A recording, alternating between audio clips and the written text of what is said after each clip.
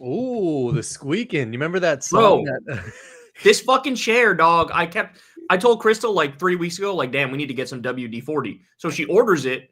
It gets delivered to our house. And then we never fucking like brought it to DC. And so I just every week is just squeak, squeak, squeak, squeak, squeak whenever I'm doing my show. That shit is like squeaking like an old school, like some shit. But low key, I'm kind of gonna shit on WD-40 because I have my so one, my hose is fucked up. Like this one piece of my hose like sprayer popped off and I can't use like the back part to click it anymore. So I had to take that shit off. So the water just continuously comes out now and I have to spray it, but I can't like put it down because I can't turn it off. Oh The my other shit, God. like, so I bought a new hose because I can't get like just the top part. It's like this weird shit I bought off Amazon that is now discontinued. So I can't even buy one, return it. Long story short, it might not be a long story short, but like I can't get the fucking new top part. So I bought a whole new shit. And now I can't get the fucking hose off the spigot. Like I can't, it's so I don't It's like on there too tight. It's just too tight. but like it's like the metal has conformed to the metal and like won't, it doesn't turn. And it's got like I hurt like my hand. I was trying to twist that shit so hard. So I looked online and it was like use some WD-40 on that shit. And I was like, it's a good ass idea. Didn't work. Spray that bitch up. Nothing, dude. I think it's time. I think you got to get a new hose, dog. I think you're just out of luck. No, I bought a new hose. I can't get the old shit off to even get the new hose on the spigot on the house. You can't get that. Oh my God. So like I'm twisting that shit. I called my gardener. I was like, yo, like, do you have some tool? And this is what I just ran into with the air valve on my tire that I was telling you about. Something with like metal on metal, like it just, I don't know if it's like the weather or the water in there, but it starts to erode and like, and then it just stays there. Just stays there, dude. So like, no, I can't get it off. I don't know what to do. And what happened with your tire? Did you need a new tire? Yes, so I had to get I have 3 new tires. One of them is still my old shit. Damn. And my father-in-law was like, you got to change that other tire because it's not good to like have 3 new shits and 1 bad shit. Yeah, damn, man. That's the thing. As you get older, there's always some shit you need to like fix. Always some shit you got to pay for. And it's always like it's never fucking cheap ever. Nope. Like my mom had some issue like with her fireplace or something, and some dude came to look at it and he was like, "Yeah, that's 10 grand." Like, what are you talking about? That's like a fake number. That's just like play money. Who's got 10 grand to be like, here's 10 grand. Like, thanks for fixing my fucking fireplace. Like, what the fuck are you talking about? There comes a point where it's like, are you going to pay to fix that shit? Or are you just like, fuck it, I'll live with a broken fireplace for 20 years. Like totally that. If dude really said 10 grand, I would have been like, that's not real. Like you're joking, right? Like insane. And to your point, it's like the death shit. Like everything comes in threes and with your house. So like what was it? So the spout shit didn't come off. So I had to go buy a new hose. And then randomly my garage just didn't open. And that was like a whole new shit. So like there's all this shit that I'm like, and I'm not the handiest guy, you know that. But that's like, not a cheap one. A garage door shit is not cheap, bro. But like, I don't know how Crystal is if something goes wrong. Like, but like Molly knows I can't do shit. And she'll just be like, all right, we'll go take a look at it.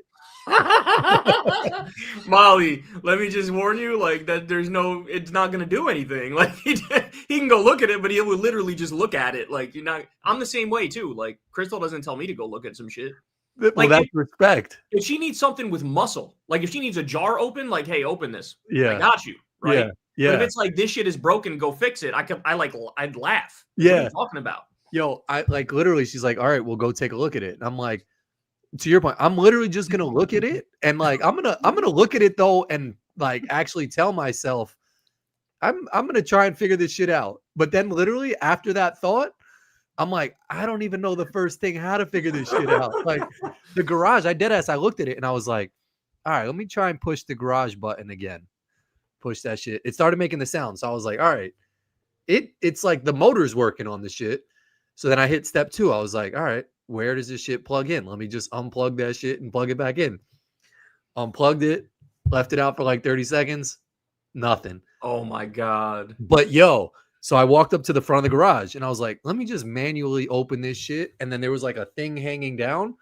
I was like, let me just like pull this shit a little bit. Like not too hard that I could break it, but like I'm going to lift the garage and just pull this shit a little bit. Did that shit. I pulled the garage and like just pulled the metal shit a little bit, pushed the button, and it was like, I was like, yo, I just got it. Wait, did it stay? It stayed fixed. It's fixed right now. Oh my God, man, you're a genius. You should honestly get like a trophy for that shit. I was like, why do people even have this profession of fixing shit? Like I can do all this shit. Bro, I have a similar story, but it doesn't have a happy ending. Oh, damn. The TV in our living room. And this shit we got this shit not even 6 months ago. Maybe we got this TV like 3 months ago. And the other day we go to turn that shit on, nothing.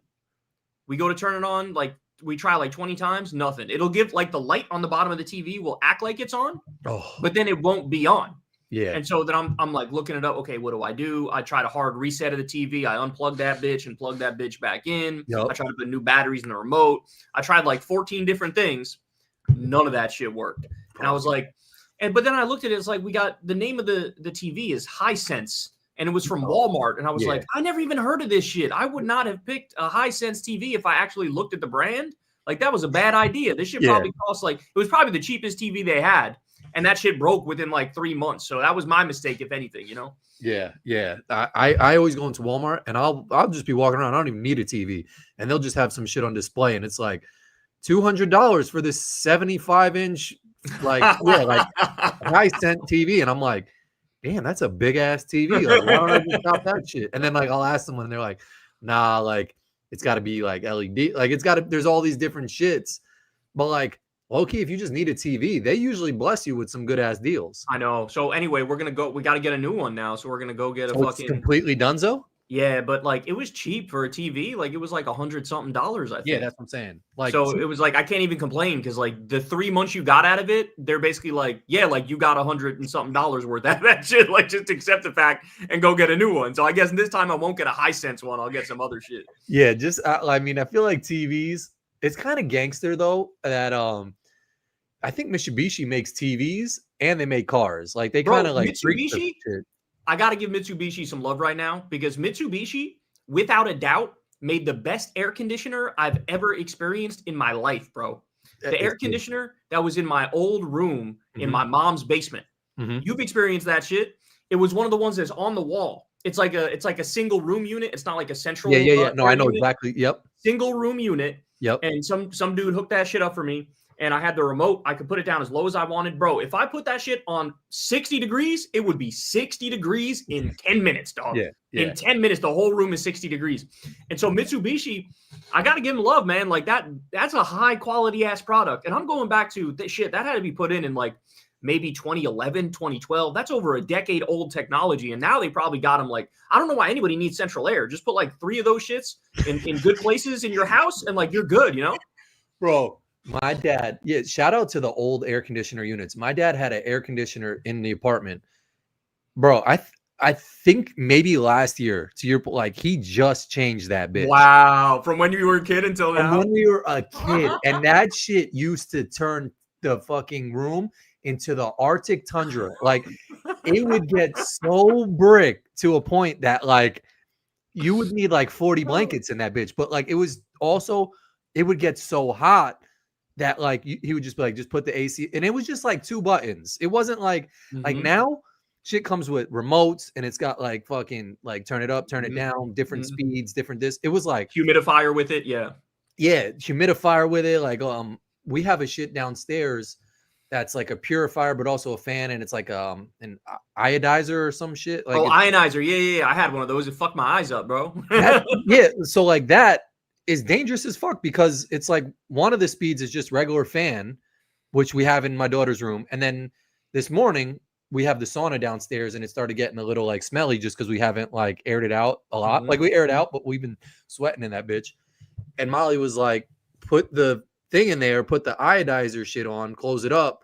But she was like, don't, like, make sure you don't breathe that shit in because it's like mad deadly. And I was like, why is, you shouldn't be able to just push a button and have some deadly ass like iodizer shit. I don't even know what that shit. Do you know what it is? Bro, I had one of those. I don't know if it was an ionizer or a deionizer, but I had one of those and I put it in my room. And I don't even know why I put it in my room. Like, I literally don't remember. I didn't read an article that said, like, this is good for you or whatever.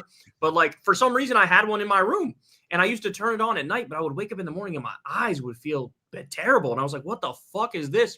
And so anyway, long story short, I turned that shit off and I got rid of the ionizer or deionizer, whatever the fuck it was. And the other day, me and Chris were driving in the car and I somehow remembered this. And I asked her to look up, hey, what's an ionizer or deionizer shit? And she was reading about it. And it's some bullshit about, like, oh, it cleans the air by, like, sinking to certain fucking atoms in the air and making that shit fall out of the air. And I'm like, whatever that shit did, it did some shit that fucked my eyes up. That's all I know is, like, whatever it was not good because I was feeling symptoms after being in the room with it, you know? There's so much shit. Like, it's like, I mean, there's memes of this shit, but it's those buttons in the car. There's that one of the car with, like, the little arrow going through the car. Yeah. There's, like, you could put the regular air on, but then when you put that button, like, supposedly, like, that shit filters the outside air or some shit. Yeah. I know what you're talking about. And whenever you turn your AC on, it starts with that on, and then eventually you could turn that shit off. But it has to start with that, or else you, like, poison yourself or something in the car. But that's what I'm saying. Like, it's like, that one seems so unnecessary. There's some shit, like, going back to my dad's, like, AC unit, literally the shit was just like on off. Yeah, it was like on off. It was like cold, and it was just like low, medium, or high. And, like, if you put that shit on high, I'm telling you, it turned into the fucking North Pole in that bitch. It was so cold. I believe it. The fans and shit we have now, it doesn't even get cold. And he had that shit for, like, yo, I don't know when he got his apartment, maybe in, like, the 70s or 80s or some shit. But that was the same shit until, like, last year. And it always ran.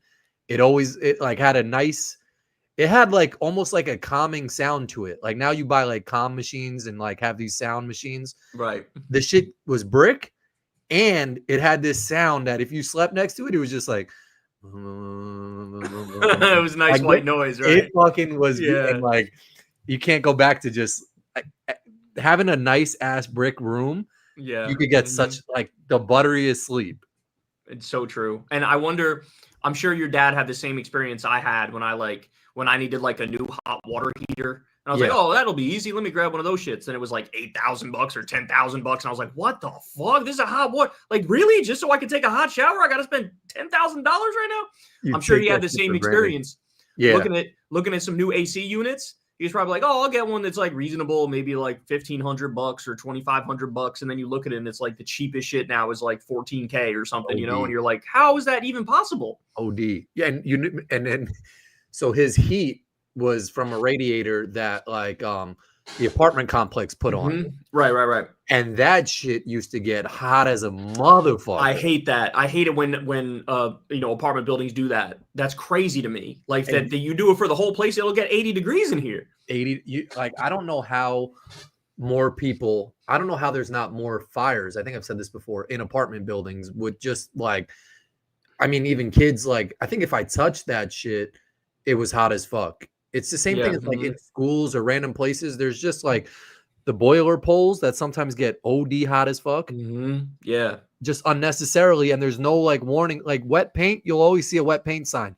You'll never see some shit that's like, this shit'll burn your hand if you fucking touch this motherfucker. Facts. And speaking of ACs, it's so crazy to me that in the UK, a lot of people, I think most people in the UK don't have an AC. They have their houses, they have their apartments, and they don't have AC. They only have heat.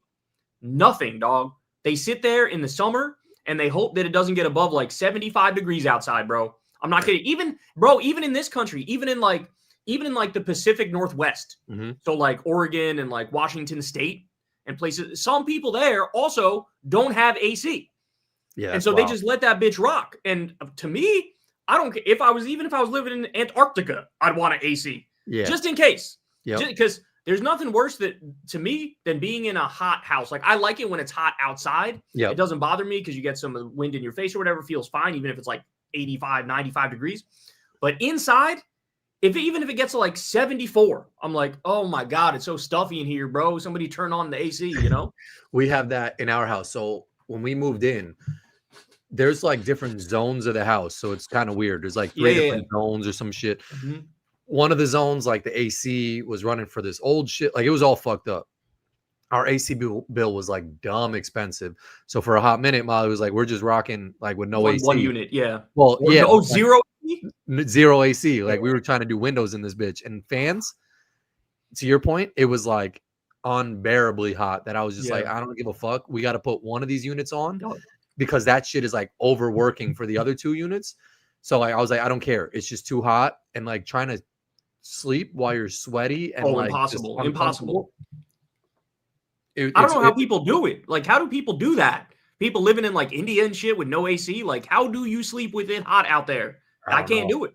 I don't know how people like even fans don't get that. Like, and that's why if I just had one of those windows, like if I brought my dad's AC from that apartment and just put that shit anywhere in my house, it would have turned this whole shit cold as fuck. Yep. Shout out to those. Exactly right. I have a couple things. I actually had a dope little list I'm going to pull up. But first, I wanted to just get your thoughts on the Ryder Cup because USA kind of got ass waxed until the last day. Bro, I have to say, I want to say like midway through the first day, I looked at Crystal and I was like, I'm rooting for the Europeans this year. And look, I'm a big golf fan. You know, I follow this shit all the time. There has not been a single Ryder Cup year or even President's Cup, which is similar to the Ryder Cup, where I've rooted against the Americans. I always root for the Americans. But this year, bro, like it wasn't like the typical New York fan shit where it's like just the right amount of ribbing. You know what I'm saying? And it's and it's just the right amount of like character and loudness. Like this year was just way the fuck over the line. Like people were obnoxious as shit. Yeah. Right? Yelling as soon as they're setting up over the ball. Anybody who knows anything about golf knows like it's all fun and games, but the second they step over the ball and they're about to swing, like shut the fuck up. Mm-hmm. Don't say shit, don't move. And people were heckling Rory and saying all sorts of fucked up shit. And so I think the Europeans handled it well. Yeah. And I really do think, like, not to make it too political, but I really do think this is the Trump effect. Like the Trump effect is that like he's now made it so that people have zero filter and zero etiquette, and they feel like I say what I want, I do what I want, I'll fucking piss people off, I'll be crass, I don't give a fuck. If your feelings get hurt, that's your problem. And so now we've like put on a pedestal this idea of like, yeah, I just talk shit. And like that's why there was somebody, an MC on the mic saying like, fuck you, Rory, and trying to get the crowd to say fuck you, Rory. And it's like, that what shit are you was doing? so awkward when he was just like, everybody's on Adderall. It was like, but let's do this chant. Like that shit was so forced. It was so kind of like awkward. And like, I agree with you 1,000%. I think Trump has kind of set this standard of like, everyone is allowed this kind of fuck you, rude, like disrespectful mentality. And a lot of those fans that were there were Trump supporters and followed suit and did shit that was like, to your point, I mean, everybody knows golf etiquette and like, you know, there's times when you can have that banter where you're yelling, where you're kind of being kind of crude, whatever. But then to your point, when you go over the ball, when you're getting ready to hit, it's like, shut the fuck up. And there was a lot of moments where I think people crossed the line, and it was like, I think US got what they deserved. And like, it wasn't like US even had like bright, like none of those guys to me are like really even likable, you know, like 100%. Keegan Bradley was doing the fucking Trump dance. Yeah. Like, they're like, fuck you, bro. Like, fuck you. And Bryson DeChambeau, to your point, he got into some shit yelling at one of the caddies. Yeah. Because I watched that whole exchange. Basically what happened was a caddy like got in Justin Rose's way when it was his putt. And like Justin Rose was like, can you get out of my way? Like I'm reading the putt and I'm going to hit the putt. Like you're in my way. Yep. And then Bryson started yelling at Justin, being like, don't talk to my fucking caddy like that or whatever. And people started yelling at each other. And it's like, it's just the fucked up thing is like Americans have now become a stereotype. Like the stereotype that the world has of Americans is ugly Americans. Yeah. Ugly Americans in exactly the same way that we just talked about, how it's like, you don't give a fuck. about decorum, about etiquette, about civility, about being a good person, about trying to get along with people, about fairness, about equality, about justice, about the rules, about any of that shit. You're just like a loud, obnoxious fucking asshole that is going to bully people. And usually the bullying goes hand in hand with like people who are fucking like innocent and didn't do anything wrong and shit like that. Yep. That's exactly what the fuck happened. So Trump shows up. Keegan Bradley does the little dance. The whole team is all giddy like little fucking schoolgirls. Then they shit the bed that entire day and win like fucking none of the matches, which is karma. That happened with some, you probably know about this better than I do, but I just saw earlier, what was it like? Is it the Pirates or something? Some MLB team. One of the guys did the Trump dance. Yeah. And they went like 1-7 since he did the fucking Trump. There's like a curse of anybody who's fucking outwardly pro-Trump. Like there's a curse for those people. Cause like telling you, dog, it's bad fucking karma putting that out in the world. Cause it's true. Like the world fucking hates us now. And I totally get it. Like I totally understand it. I would feel the same. I'm here and I'm fucking disgusted by us. You know what I'm saying? It reminds me of when Kim Kardashian dated like every single basketball player. Every guy she dated, they started doing horrible. And it's just like a bad juju with like who you associate yourself with. And I mean, it's like this happened with the Madden curse, but anytime someone was on the cover of Madden, they would have like a horrible season. Not that Madden was a bad video game, but like Kim Kardashian, that shit happened with, and Trump too. Like, the Detroit Tigers, they all, when he played against the Yankees, Trump was at the game, they're all doing the dance and shit like that. And then they just sucked the rest of the season. Maybe don't associate yourself with this guy and you'll have better luck. But like, it's crazy to me. It's it was kind of and I got offered tickets on Sunday and I was going to rush down and go. And I was hoping that they didn't have like this miraculous comeback. They almost came back. Yeah. They almost came back. But like, but to your point, it's almost like karma. It's like they're it also sucks in the sense where, because I feel like in the past, when you would travel like abroad to Europe or something like that, you had to kind of beat the like allegations of like that, you know, Americans are rude and like kind of be overly nice with whoever was president in the past. But now it's like almost a given that anybody else is going to be like, oh, he's American, he's an asshole. So it's 100%, 100%. It sucks that that's kind of like the perception now, because like even if you are the nicest American, you're still going to get labeled an asshole just because your president is a fucking asshole. I mean, look, like we elected this guy fucking twice. This country elected this guy twice. Yeah. Like that's fucking crazy. I used to say the same shit after George W. Bush won in 2004. Really? You elected George W. Bush twice? That's insane to me. And so people look at us and they just expect like that's who these people are. But I love the trolling that the European team did too. Like that. They literally had a chant that was just like, what was it, like "fuck you, Trump" or something like that? No, it was like, "Are you watching? Are you watching Donald Trump?" And then Trump fucking posted that like, "Yes, I'm watching. Congratulations!" Like, no, fucking idiot. They're mocking you.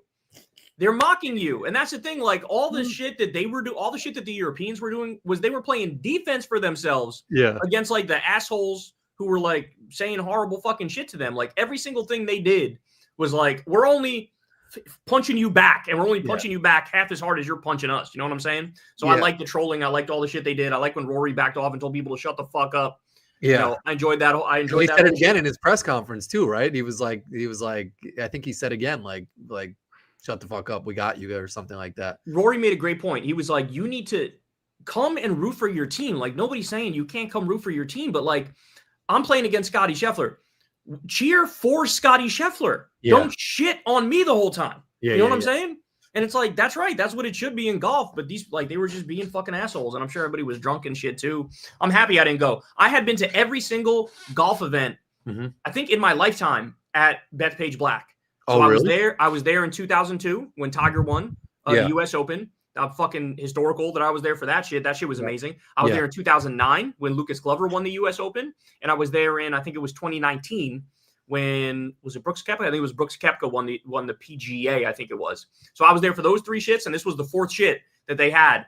But obviously I didn't go. But I'm kind of happy I didn't go because that, I don't know, man. It's just.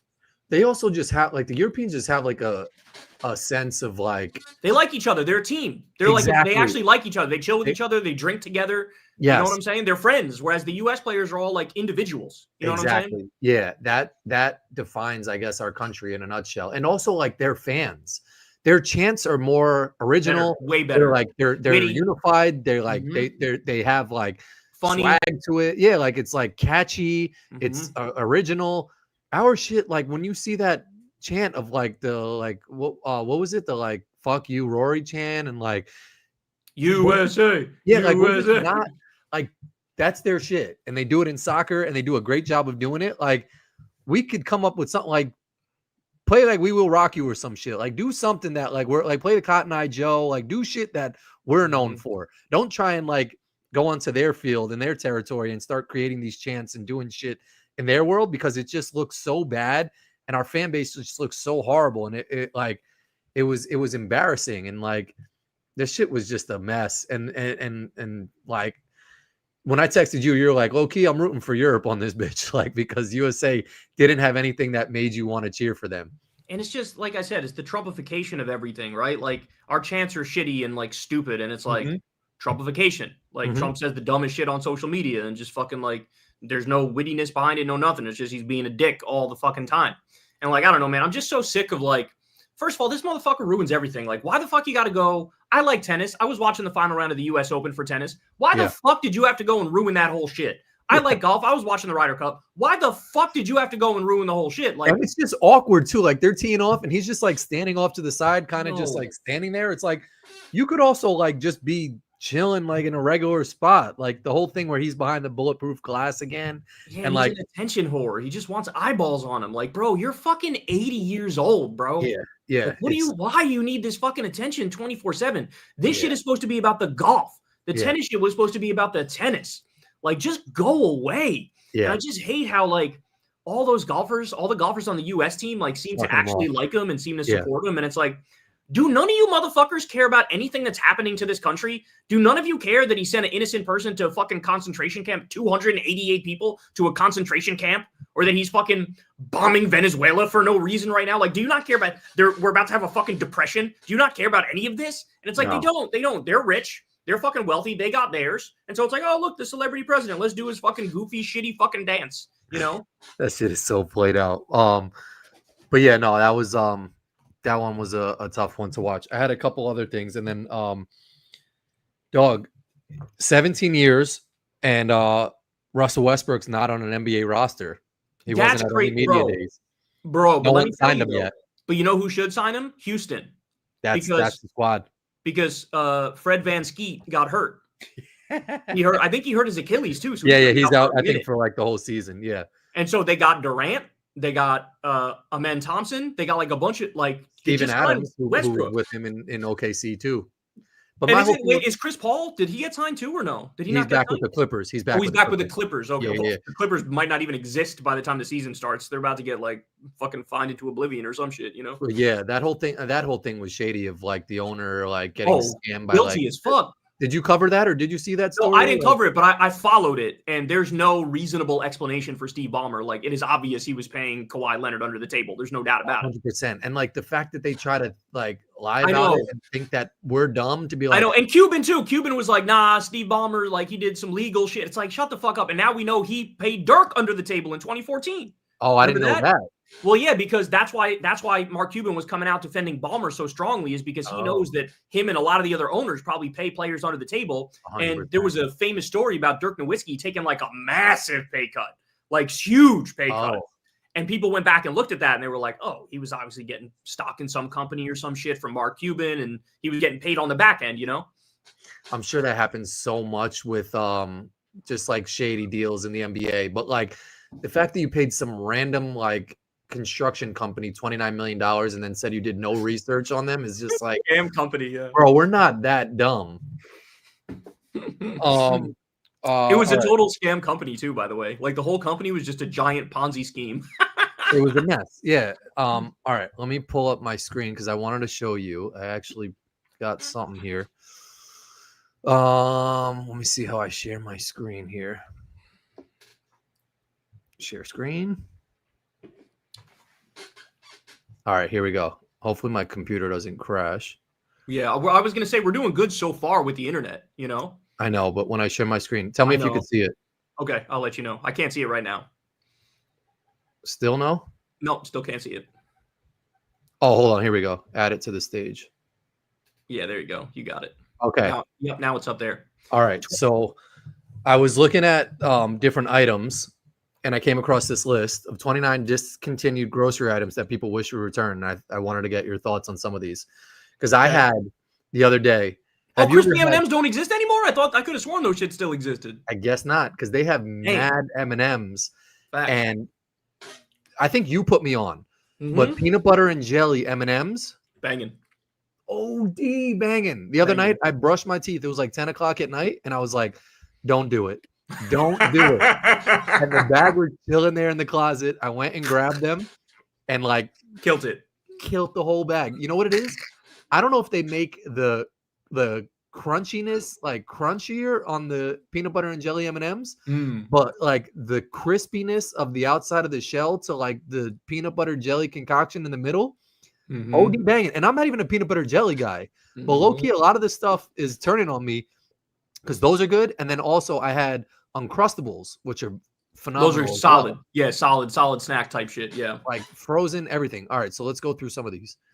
All right, so number one here. Bring it back. Crispy M&Ms. Bring it back. 100%. 100%, right? Like, I've had them before, and I remember enjoying them. In fact, I thought they still sold them. I guess I was wrong, but bring those back. 100%.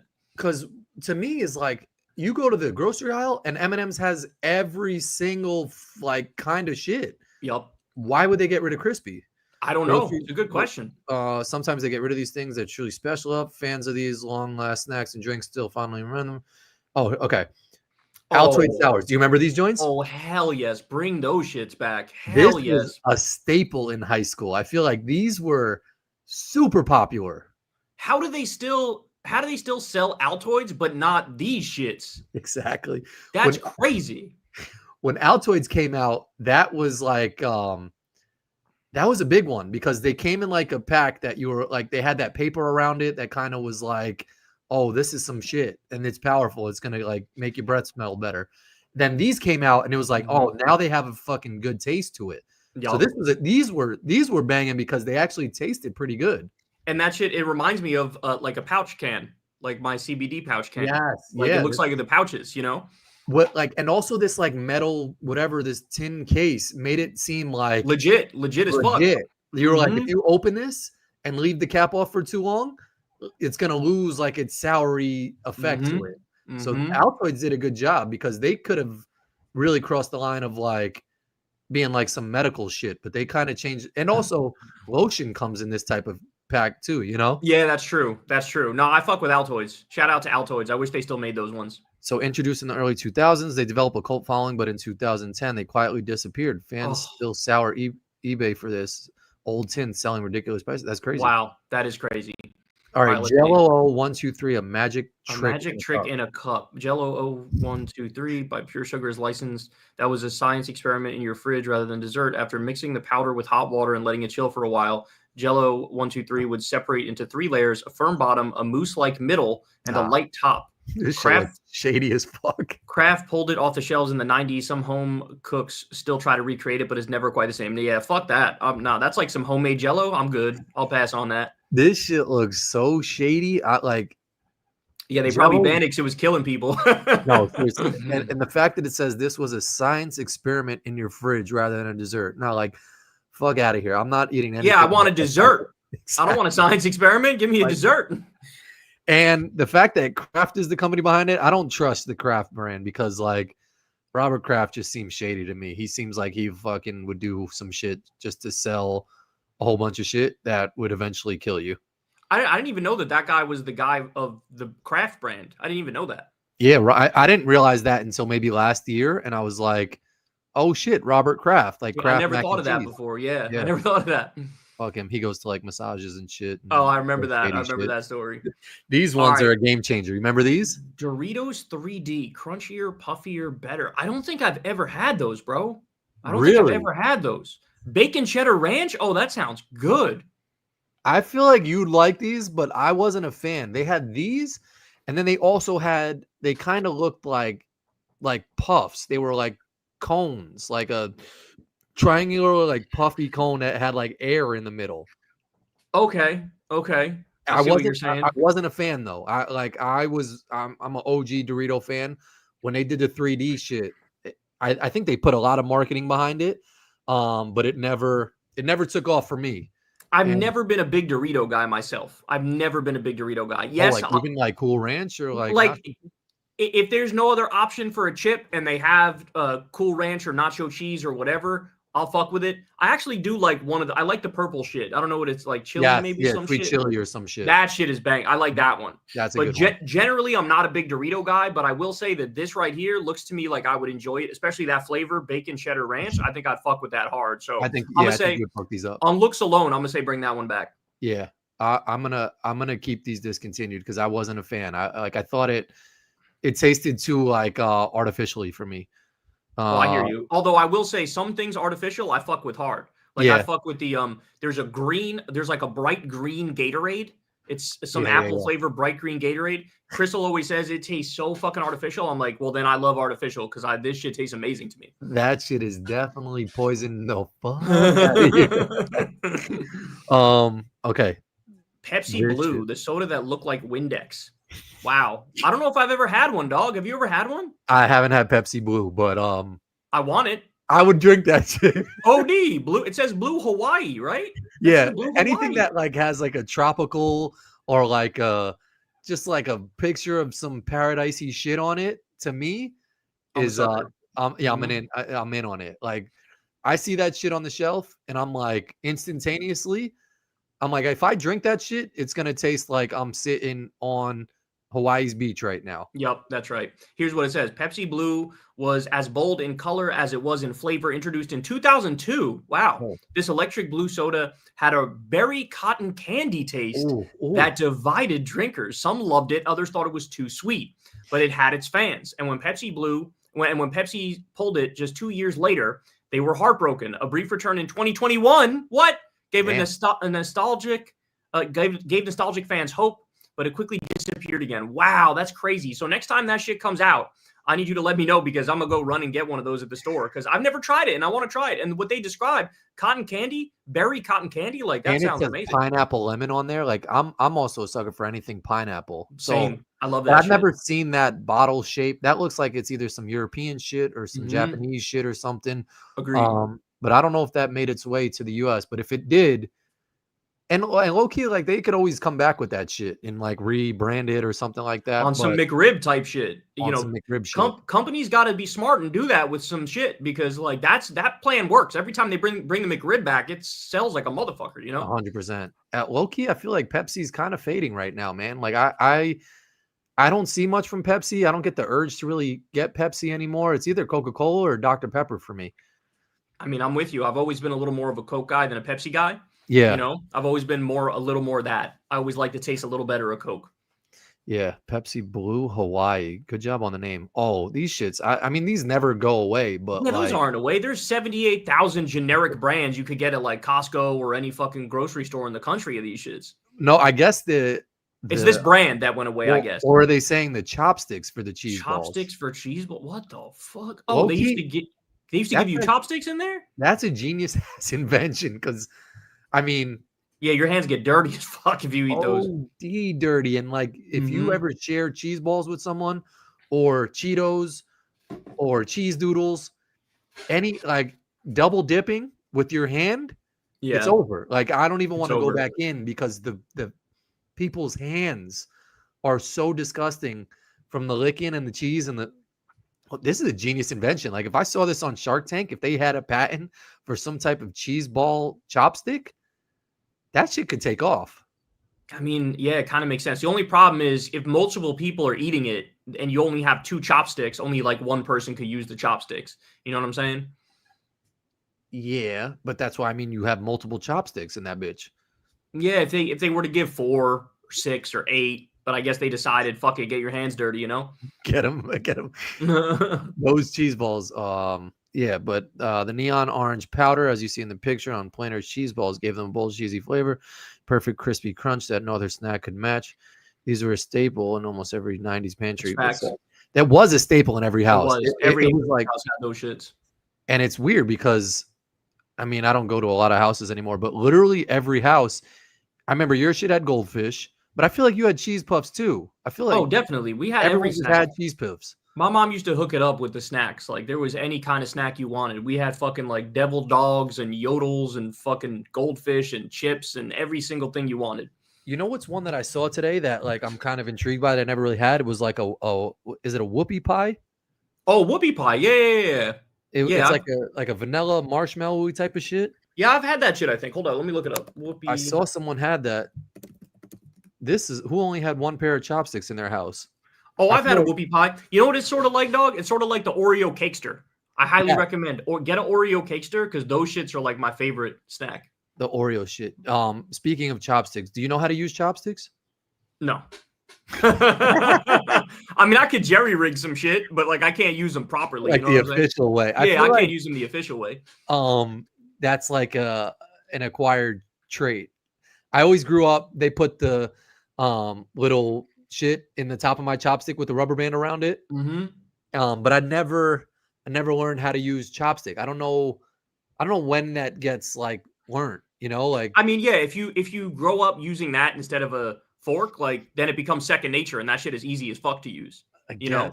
I wonder if people who use chopsticks are like, yo, it's mad easy to use chopstick because I've tried to use chopstick. If they do it for when they're a kid, absolutely. Like they would look at us not knowing how to do it and be like, are you stupid? They look at us like you know, like we look at somebody who can't use a fork. Like, what do you mean you can't use a fork? You just fucking poke it, you know? I feel like using chopsticks is like writing cursive in like Japanese and Chinese. Like it's almost like on that type of level type of shit. Yeah, they like people used to get taught cursive. I think they dropped that shit, right? Don't they not even teach cursive anymore? They might. Yeah, I think some places dropped it, bro. Like they don't even teach that shit anymore. Probably. I feel like Crystal's really good at using chopsticks. Is she good at using chopsticks? I feel like she like freaks some like picking up sushi with like an OD like crazy chopsticky. Hold on, I'll ask her real quick. Hey, Crystal, do you know how to use chopsticks well? She said yes. Okay, thanks, babe. Yeah, she said she can. That's what I'm saying. I feel like she's just like she knows how to use. She gave me like an instant answer. Yeah. She was like, oh yeah. On some like, who doesn't type of shit. Yeah, exactly. Well, me, but you don't eat sushi though either, right? Yeah, I don't fuck with sushi. I could eat like if you give me like a California roll, I could eat a California roll. You give me some fried shit, I could eat some fried shit. I can handle some shrimp. I can handle, you know, a lobster I'll do, but most shit like salmon, trout, shit like that, I can't do that shit. I don't think chopsticks is like a cultured thing because like it's definitely cultured. It's definitely cultured. Nah, Jay's right. It's definitely cultured. But yeah, it's like you learn that shit at the Chinese restaurant. It's not like you go to Japan and learn how to use chopsticks. Like you pick that shit up just when you're young at the Chinese restaurant. Yeah, but like you're at least trying to engage in the cultural practices from some other culture. You know what I'm saying? I guess, but it's also like I don't care if you don't use chopsticks. If you fuck up my food, that's cultured. like if you get like if you order some like some beef lo mein, like if you order some shit that like you know is the banging meal from the restaurant, to me that's cultured. Like if I see someone using chopsticks, I'm not gonna. It almost to me is like they're uncultured because they're trying too hard using this shit. Like, just give me a fork and let me fuck up your food. No, you flipping the definitions. Hell no. It's true. It's just more culture. That's not saying it's good or bad. It just is what it is. Like, I'm less cultured. Like, me and you eat fucking McDonald's all the time. Like, we're just less cultured. It's fine, you know? But, like, it's the same shit with, like, some tortillas or some shit. Like, I don't need all the fajitas and shit in there. Just give me some chicken, cheese, and put, like, a banging sauce on it. I'm not less cultured because my flavor is, like, I need all that, like, random shit on it. Like, I don't know. I don't think I would say you kind of are though. Like if you get like the number one dish from another culture and it's like OD different, like that's more culture than just getting the like equivalent of like the butter chicken from some Indian place. You know what I'm saying? I guess, but like I eat sushi with my fingers like a man. That's what I'm saying. Like just that's pick that disgusting shit up because your hands are gonna smell like fucking fish, bro. And that's true. Yeah, that's nasty as hell. But then also like chicken fingers, I'm picking up with my hand or some shit. Like we don't have an equivalent in the US to anything like chopstick related, like forks and spoons and shit, you know? Yeah, but they also have forks and spoons and shit in like the Japanese culture. Like to me, it's like they made an unnecessary step of like, let's give you some shit that you have to use when there's just a fork that can just stab right into that shit? Like, why are you working? Those are like older cultures that were like more established, and so it makes sense that, you know, when back in the day you would just give me 2 sticks and I'll fucking find a way to make this shit work. You know, like to make a fork. I wonder when the first fork was made. I'm about to look that shit up. But that's what I'm saying. It's like to a point where it's almost just like, all right, you could stop using the chopstick because we invented some shit that makes it a lot easier. Oh shit, forks have been around for a hot minute. They said around 2,400 to 1,900 BC. That's crazy, bro. So is that before that's got to be before the chopstick? Oh no. Let me look up when. Well, how would we know when chopsticks were invented? Because it's chopsticks just could be sticks. You know what I'm saying? Yeah, that's true. But like someone had to use it. When were chopsticks invented? It's weird. It's a weird word to use. Invented is a weird word to use. It says 1600 to 1046 BCE. Oh, you scared me. 1600 to 1046 BCE. So I think I think the fork is actually older. Stabbing some shit is older. That's what I'm saying. So like just stay with the fork. I think Broski, a fork is not a one-to-one replacement for a chopsticks. Well, yeah, because you need 2 chopsticks. You only need 1 fork. So it's not. It can't be 1-to-1, you know? Okay, let me get off the chopsticks. Right. I'm being rude. Hershey's Swoops chocolate in chip form. I've never had those. Have you? No, but it sounds kind of banging. It does, but what like? Ooh, a chocolate bar Pringle chip. Imagine the perfect combination of chocolate bar and Pringle chip. I don't know about that. Hershey's Swoops were exactly like that. Thin curved slices of chocolate came in some different flavors like Reese's and Almond Joy. They look fancy and tasted great. These Swoops also melted on your tongue. Yeah, they were discontinued in the mid-2000s. Maybe they were too ahead of their time. Yeah, I don't know, dog. I don't know about mixing those two things, Pringles and chocolate. Yeah. So is there an actual Pringle covered in chocolate, or is it all just a chocolate? It's like I think it's Pringle covered in chocolate, right? Yeah, if there's, I mean, they came out with an ice cream flavor. I think it was like Stephen Colbert or Jimmy Kimmel or Jimmy Fallon came out with Ben and Jerry shit. Yeah, that had chocolate ice cream and also had like potato chips in it. Oh shit. Which I think I tried it and it wasn't flowing. It to me it was like the potato with the chocolate didn't mash. And there's different types of crunchiness that can work. I think like a wafer cracker can work, but a potato chip I feel like gets too mushy, like too soft. Now, if this is just a chocolate bar that's like in the shape of a Pringles chip, oh no, I think it is a Pringles chip. Yeah, no, I'm not a fan on this one, but like you could turn it into some banging dessert if you were like a nice chef. Yeah, I agree with you though. I think it's a little too weird to put together, so I'll pass on that one. Yeah. This one's fine to be discontinued. All right, what we got here? PB Max, the candy bar that could have been huge. Scroll down, let me read that shit. It looks really good. It does. Peanut butter bars. PB Max was everything a peanut butter lover could want. A thick layer of creamy peanut butter on a whole grain cookie that was covered in chocolate. It was a 90s favorite, but the Mars family discontinued it, not because it wasn't selling, but because they didn't personally like peanut butter. That's right. The creators of Snickers and M&M's just weren't peanut butter people.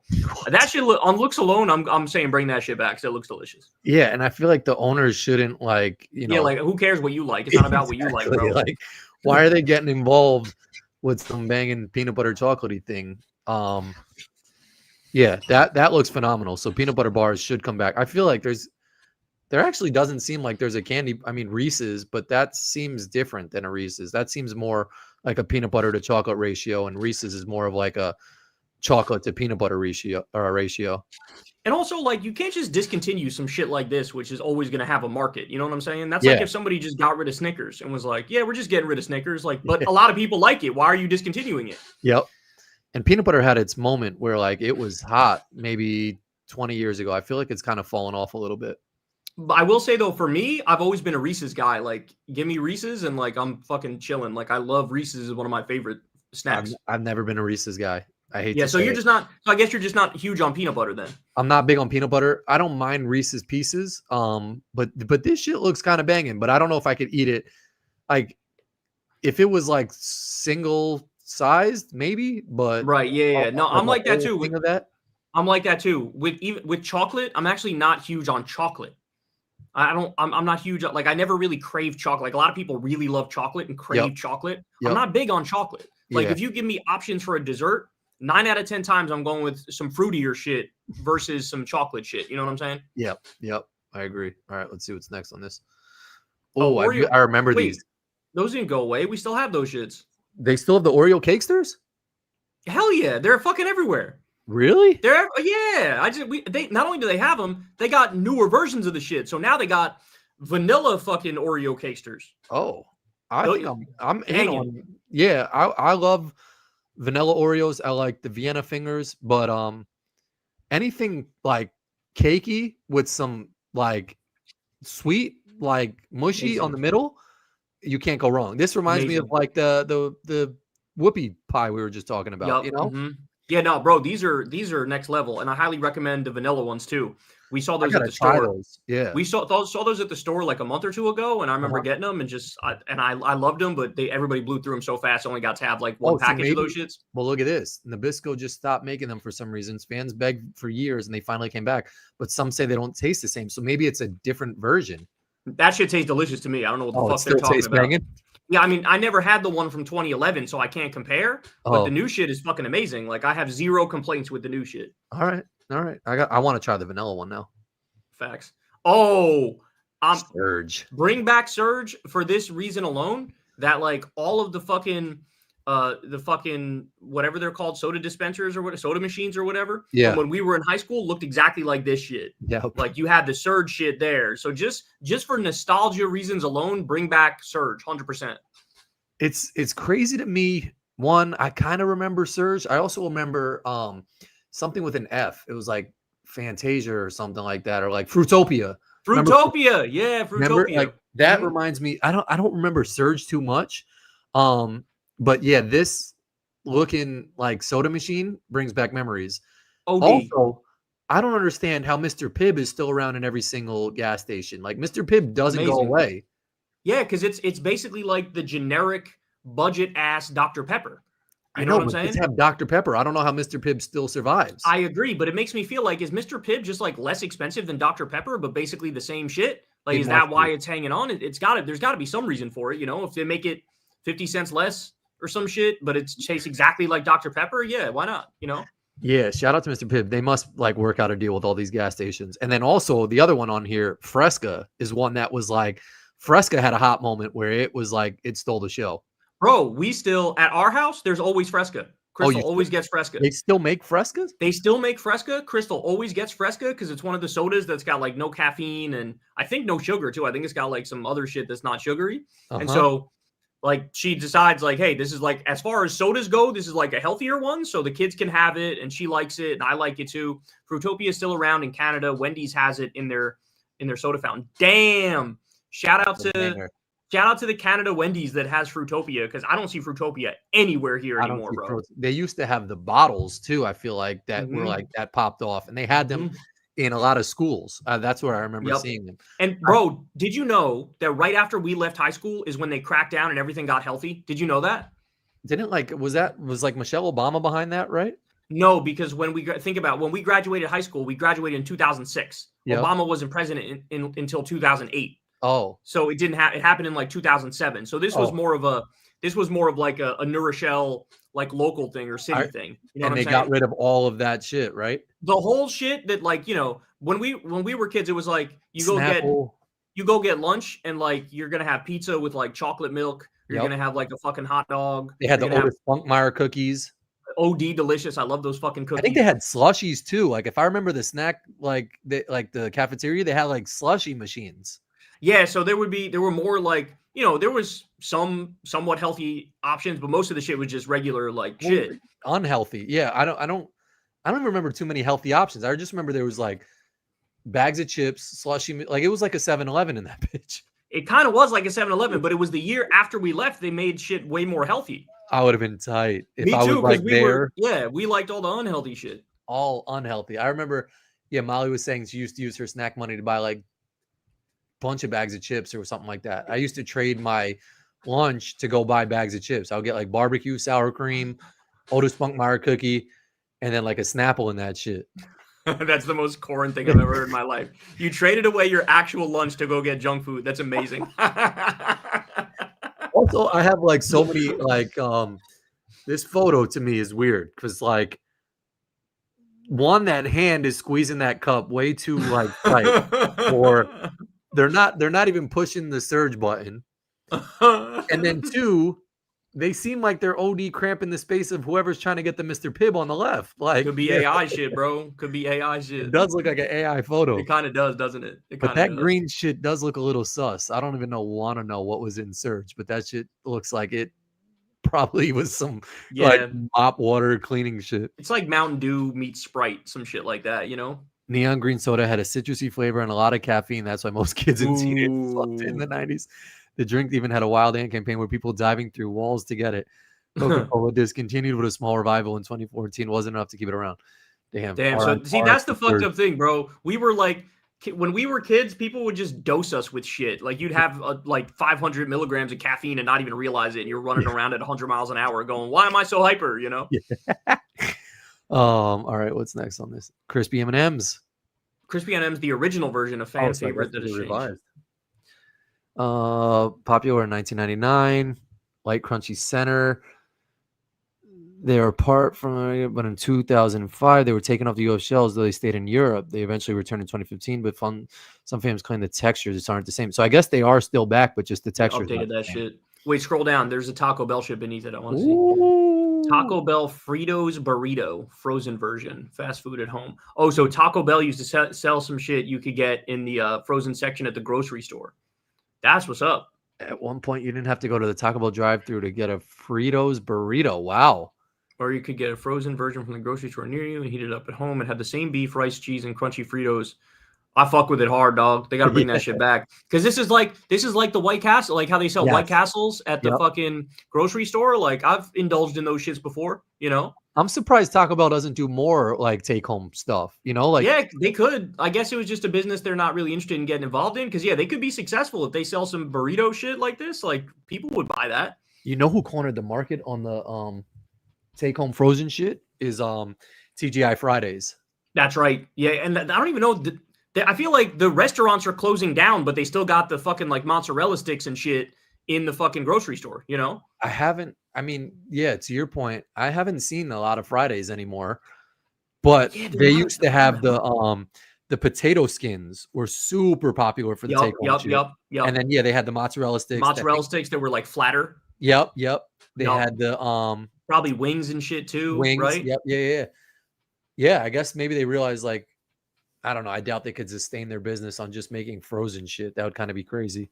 Bro, they really got, you know me, man. I'm huge on friendlies. Like, I really wish there were more friendlies around. There's still some, like every now and then you'll see one, but like when we were kids, bro, that was one of my favorite spots was friendlies. Shit. I actually just had friendlies. They make these small containers of ice cream. They still sell the ice cream. They're still, that's the one part that's super profitable for them is their ice cream. Yep. I had a birthday cake one last night. That shit was so big. But this looks like they should bring it back on the menu because I haven't even thought like they partnered up with Doritos. But Fritos inside of a wrap could be a game changer too. I fuck with Fritos too, man. I'm a big Fritos guy. Definitely bring that back. All right, Reese. Reese's Bites, the perfect pop and go snack. Oh, that looks delicious. Reese's Bites took everything about a Reese's peanut butter cup and turned it into little poppable bites. There were no wrappers, no mess, just pure peanut butter and chocolate in a bite-sized form. They were perfect as snacks, but Hershey's pulled them out from the market in the early 2000s. Fans still talk about them, and honestly, regular Reese's just don't hit the same way. Bro, this list better have the WWE ice cream bars on it. Like, because to this day, bro, I yearn for those. That, and there are these specific cupcakes that my mom used to get when I was a kid called Freihofer's cupcakes.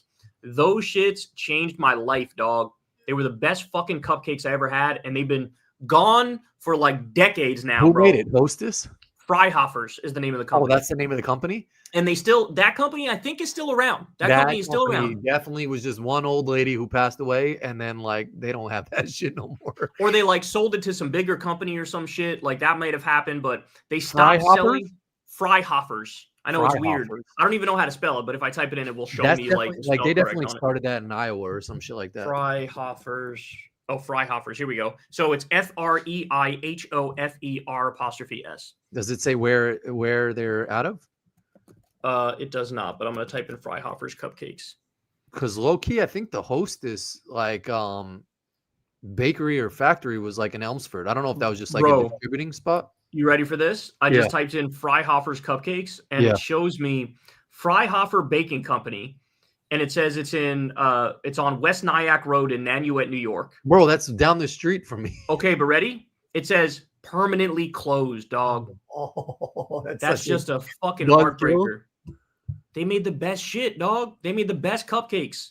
Well, yeah, there's Rockland Bakery out here, and they probably put them out of business because Rockland was like that. They hold it down out here. It's like everybody goes there. But damn, if Freihoffers, if they made it national with that, or maybe that was just like some shit your mom would buy because it was close by or something. It was just, bro. It was just at the grocery store. That's it. It was just at the grocery store growing up. Wow. Like it would be right next to like the Entenmann shit. There'd be Entenmann's, there'd be Freihoffers. You get the Freihoffers cupcakes, and those shits changed my fucking life, dog.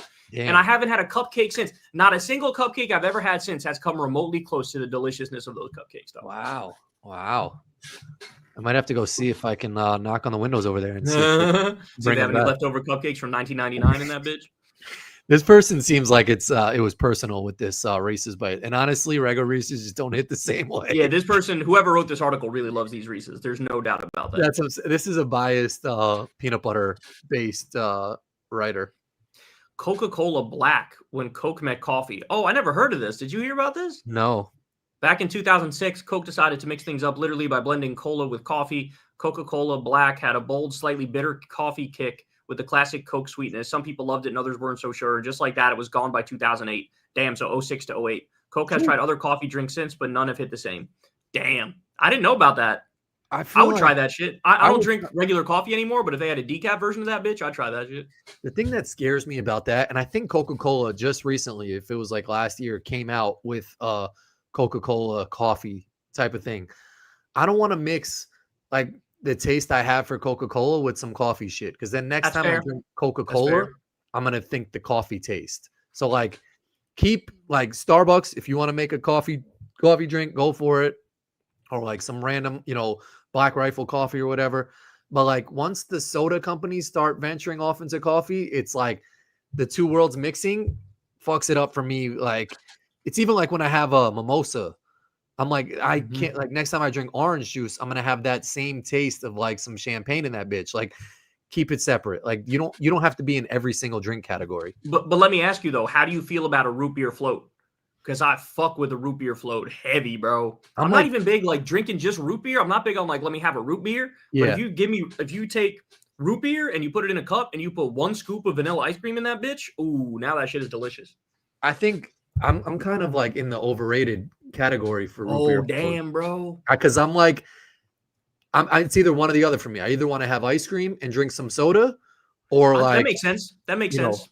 But like when you mix them, it's almost like my brain is like, this is overall, make a decision. Right? Yeah, there's too much. Like, are you trying to like eat the ice cream? Or are you drink like what is it? And like, I feel like the lines get too blurred with the root beer float, where I'm almost just like stay separate.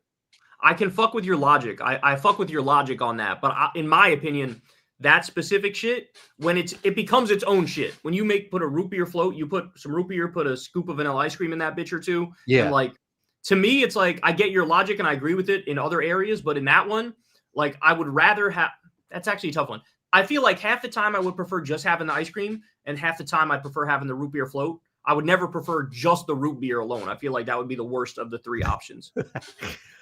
Yeah, in theory, like it works. It's like it's supposed to be a perfect match made in heaven. Like you put the ice cream scoop in there, that shit fizzles up. It looks pretty. Definitely like fizzles, yeah. Like it passes all of the eye test, all that shit. But like, just to me, it's like, again, it's like which one are you? Am I trying to drink the soda and then I eat the ice cream? Like it's just too much to do. That it confuses me, that I'm out on it. I think it's too, like there's too much happening. Yeah, in my mind, I put it in the same categories like milkshakes, where like every now and then I want a milkshake, like every now and then I want like a root beer float. You know what I'm saying? Yeah, and sometimes it's like I'll prefer a milkshake over ice cream sometimes, but probably most of the time I prefer just the ice cream. Yep. All right, let's check the next shit. Keebler Magic Middles, a cookie with a secret? What the fuck? It's a gay cookie? Keebler's Magic Middles were like a little treat mystery. You bit into a buttery shortbread cookie and then hit the jackpot with a gooey chocolate center. Ooh. Okay, just like a chocolate lava cake. Even though they were super popular in the 90s, Keebler took them out of the market and nothing else has come closer to place. Why would you take that off the market, bro? What is the problem? What did you? The only thing that would make sense to me is if like one of the ingredients, they just like weren't able to get the original ingredient anymore. That I could get, but like switch it up. Like I know. It's not hard to make a gooey chocolate center. You gotta put that bitch. I know. Like, why would you get rid of that? That sounds like people were falling all over themselves to get it too. That actually does sound like a genius. It reminds me of I went to Minnesota and they had a cheeseburger, Juicy Lucy, and they put the cheese inside of the burger. So when you bite it, the cheese like lavas out. Okay. And it was the first time I was like, that's genius. I never thought to like put the cheese inside of the burger. So when you bite it, it just gushes out. That's the same. Like, that's genius to put some gooey. It's a lava cake. It's a lava cake chocolate chip cookie, bro. And here's a hot take. I'm not a fan of lava cake. Molly loves lava cakes. I'm with Molly, dog. I'm with Molly. You're a fan?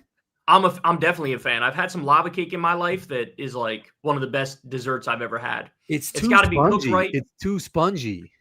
No, see, there's one argument you could have made that I would have agreed with, and that argument is it's too filling.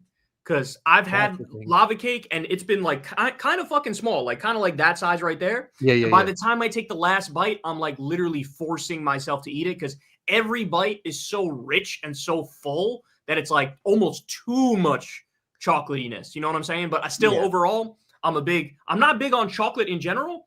But if you tell me to like rank of the chocolate desserts, what's the best one? I would say lava cake is number one. Damn, I'm totally like I'm kind of out on lava cakes, man. I've seen it.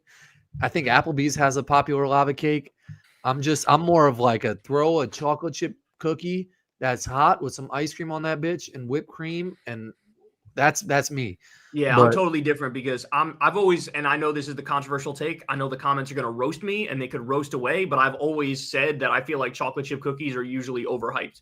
That everybody, that's their number one go-to shit. Yeah. And it's like, you hit me with any other cookie you could just make up off the top of your mind, I'm more likely to pick that shit. You tell me sugar cookie, I'm picking that shit. You tell me oatmeal raisin, I feel like oatmeal raisin is criminally underrated. I fuck with oatmeal raisin hard. You tell me like brownie, here's a brownie cookie or something, I'm eating that shit. You could hit me with some weird, like we got like a carrot cake cookie, and I'd probably pick that shit over the chocolate chip cookie. I'm a little over the fucking chocolate chip obsession. But chocolate chip doesn't get respect for just being like the OG cookie? Like, no, so I will say this. A good chocolate chip cookie, like if you give me a good chocolate chip cookie that's made just right, fresh out the oven and shit, bro, I fuck with, like, it's delicious and I love it. And it can hold its own against any other cookie. Yep. But for me, I'm like picky when it comes to chocolate chip cookies, where I feel like 90% of chocolate chip cookies promise more than they deliver. That's true. I agree with that. I feel like the hype on chocolate chip, like my grandma had a banging chocolate chip cookie recipe, and because she used like Duncan Hine cake mix, so that shit was like fluffier. Oh, that sounds good, dog. That sounds good. You may have just swung me with that right there. No, I'm saying, but like you have to have a banging chocolate chip cookie recipe, because some people I think hype their chocolate, like they're like, oh, I made chocolate chip cookies, and you're like, you get dumb excited because you're anticipating just like a chocolate chip cookie that's like, oh, some homemade chocolate chip cookie shit. And most of the time it's ass cheeks as fuck. But if someone was like, I made a caramel white chocolate ganache cookie shit, you're like, that shit sounds banging. And it's almost like if you made a chocolate chip cookie, you just defaulted to the most regular shit that, like, to me, that marks you as lazy. Whereas, like, you know, if you went the extra mile, made some caramel shit, made some white chocolate, made some snickerdoodle shit, I'm like, all right, this is going to be banging because they actually put some thought behind it. But if you default to a chocolate chip cookie, it could be ass. Yeah, I agree with you. It's true. And it's just so common. Snickerdoodle, I'll say here's my thoughts on snickerdoodle. It's 100% mood reliant for me, where like, if I'm in the mood for a snickerdoodle shit, banging. But if I'm not in the mood for it, like, I really don't want to think of that shit, see that shit at all. You know what I'm saying? I'm about to hit you with one. I think oatmeal cookies should be abolished. Like, oh, I totally disagree. I'm with Laura. She says oatmeal and chocolate chip, yum. you're in on 100%. oatmeal? What's that? You're in on oatmeal cookies? Bro, I just said oatmeal raisin I feel like is criminally underrated. Because here's my thing on that, right? How that became a cookie. Like, who? Bro, well, like, that's my point, right? It sounds disgusting. If you tell somebody, hey, man, I got some cookies, it's oatmeal raisin. It sounds like you're saying, like, yo, I got these chips. It's like ass and leaves. Yeah, like, it's ass and pine needles. Oatmeal raisin to me is like they were making chocolate chip and they had like extra oatmeal and raisins on their counter. And they were like, just throw the rest of that shit in there. And they made it. And someone was like, this will pass. And it became but then you eat it. But then you eat it and you go, this is way more delicious than I expected, bro. And I'm always, look, I've always been lucky, right? Because nobody else likes oatmeal raisin but me. So, like, I get to eat all them bitches whenever anybody has any oatmeal raisin shit. But I always say, man, criminally underrated. Crystal will go sometimes and get Subway. Yeah. And when she does, she always grabs me an oatmeal raisin cookie when she's there. And, like, I'm sure I'm the only motherfucker getting the oatmeal raisin in that whole bitch all day. And it's like, everybody doesn't know what they're missing, dog. I really feel like it's criminally underrated. Just it's raisins in general. Like, Raisin Bran tastes delicious. I don't know why people front, like, Raisin Bran, the cereal, is not delicious. Like, that shit is amazing. It tastes, like, it shouldn't be as good as it is. It has no business tasting as yummy as it tastes. I think I got to give raisins another chance. I think I kind of just, in my mind, I'm like, raisins are whack just because they're raisins. Like, they sound whack. Yeah, they sound whack. I agree with you on that. They don't sound good at all. Like, oatmeal raisin sounds trash, but then I bite it and I'm like, damn, this is delicious. It's like when someone, and I've said this in the past too, there's chocolate chip cookie, then there's oatmeal raisin. There's chicken parmesan, then there's eggplant parmesan. You don't need eggplant parmesan. You don't need an oatmeal raisin cookie. If you're buying mad subs for someone and like it's a work event or a party and you bring all the subs, to me, don't even, like, why are you bringing oatmeal raisin to the shit? Like, only like 2 people are going to eat them bitches. I'm those 2. I am those 2. I'm also the one that wants the eggplant parm too, bro. I fuck with eggplant parm. But then also, but here's my thing. The people like you, there are people there that get stuck having to eat the oatmeal raisin shit. So it's like, just bring like 2 oatmeal raisins. Don't like default to like half oatmeal raisins. Oh yeah, you can't do half, like, because that people don't want that. I mean, it's like 80-20, right? Kyle, you are right. When I worked at Subway, we never sold the oatmeal raisin cookie. I'm telling you, bro. That's my shit though. Like, save them for me, dog. I'll eat those. Raisin Bran. I guess Raisin Bran keeps your colon happy and is one of my faves right there with you, Kyle. Hell yeah. Hell yeah, bro. I guess this is a raisin crowd. I got to give raisins another chance. Like, when somebody says, what kind of cereal you have? Oh, I have Raisin Bran. The reaction is like, first of all, are you 87 years old? Second of all, of all the cereals you had the option for, why'd you pick that shit? And the answer is, number 1, relative to the other cereals, it's kind of fucking healthy. Number 2, it's underrated and actually tastes good. Like, some old people got some amount of wisdom on some shit where you got to sort of give it to them. Where they say, like, no, yeah, I eat Raisin Bran. It's good for my ass and it fucking tastes great. Like, they're right, dog. They're onto something, you know? Low key. Shout out to the Raisin Bran mascot too. He's kind of gangster. He wears like sunglasses and like he looks like a G. He looks like a G. He's a drug dealer. The Raisin Bran is like low key secret for something. Eggo waffles with a surprise inside. Oh shit! Why deal with dry syrups when your waffle can have the sweetness built right in? Damn, so they put the syrup in the waffle? That's kind of genius. Eggo waffles had fruit or syrup filling baked inside, so every bite was packed with flavor. No extra toppings needed. They were perfect for busy mornings. For some reason, Kellogg's pulled the plug, leaving fans stuck with regular waffles and messy syrup bottles. Damn, bro, that was a genius idea, though, dog. I think they got rid of that because the syrup company was probably like, yo, we're not selling any more syrup. Like, you need to pull that from the shelf. Because that is genius. OD genius. I pop like 2 waffles in the oven for my daughters in the morning, every morning. And then I have to, like, some days, like, they could have syrup, other days no. But this is like, you could put the whole thing in there and your syrup's right there. That's done. I don't know why they got, like, bring that back. That would sell really well. I'm curious, what waffles do you feed your kids? Which ones? Is it Eggo, the normal shits? Yeah, just the yellow shits. Home styles? Is it home style or is it original or what is it? I think I do either original or like buttery or something like that. Okay. Yeah. I fuck with Eggo waffles, man. I'm a big Eggo waffle fan. I feel like it's just a staple, you know? Staple. And like there was never anything comparable on like the pancake side that was just as easy to like pop in the oven and just do quickly. Eggo waffles was just the OG one to like, I don't even think, do people still have toaster ovens where they like put bread in? We got one of those shits. Okay. Yep. We got one of those shits. Because I have a oven that you like kind of pop open. Yeah. And it also turns into like an air fryer. But waffles were like the OG that you could put into that toaster oven and it was just like easy, popped up, boom, ready to go. So they do have like pancakes that you could just pop right in the microwave for a minute or so. Yeah. But I've gotten those and I've gotten Eggo waffles, and Eggo waffles beat the fuck out of those pancakes, dog. Like they just taste way better. This is one that I never got behind, chocolate chip waffles. Like I'm not a fan of chocolate chip in my pancakes, in my waffles. I think those two got to be separate. It's funny you say that. So I agree with you that I'm not big on them, but I would like chocolate chip pancakes better than just having a chocolate chip cookie, which I feel like is so standard and everybody has all the time. I'm not huge on it. Like I would rather have like bananas on my waffles or some shit like that, or bananas on my pancakes. I feel like that's more, like I said, I prefer fruity shit, you know? I actually saw a good argument, and I'm a pancake guy through and through, but I saw an argument that someone was like waffles or pancakes, and the guy was like waffles because you could put chicken on it. And I was like, damn, that is the perfect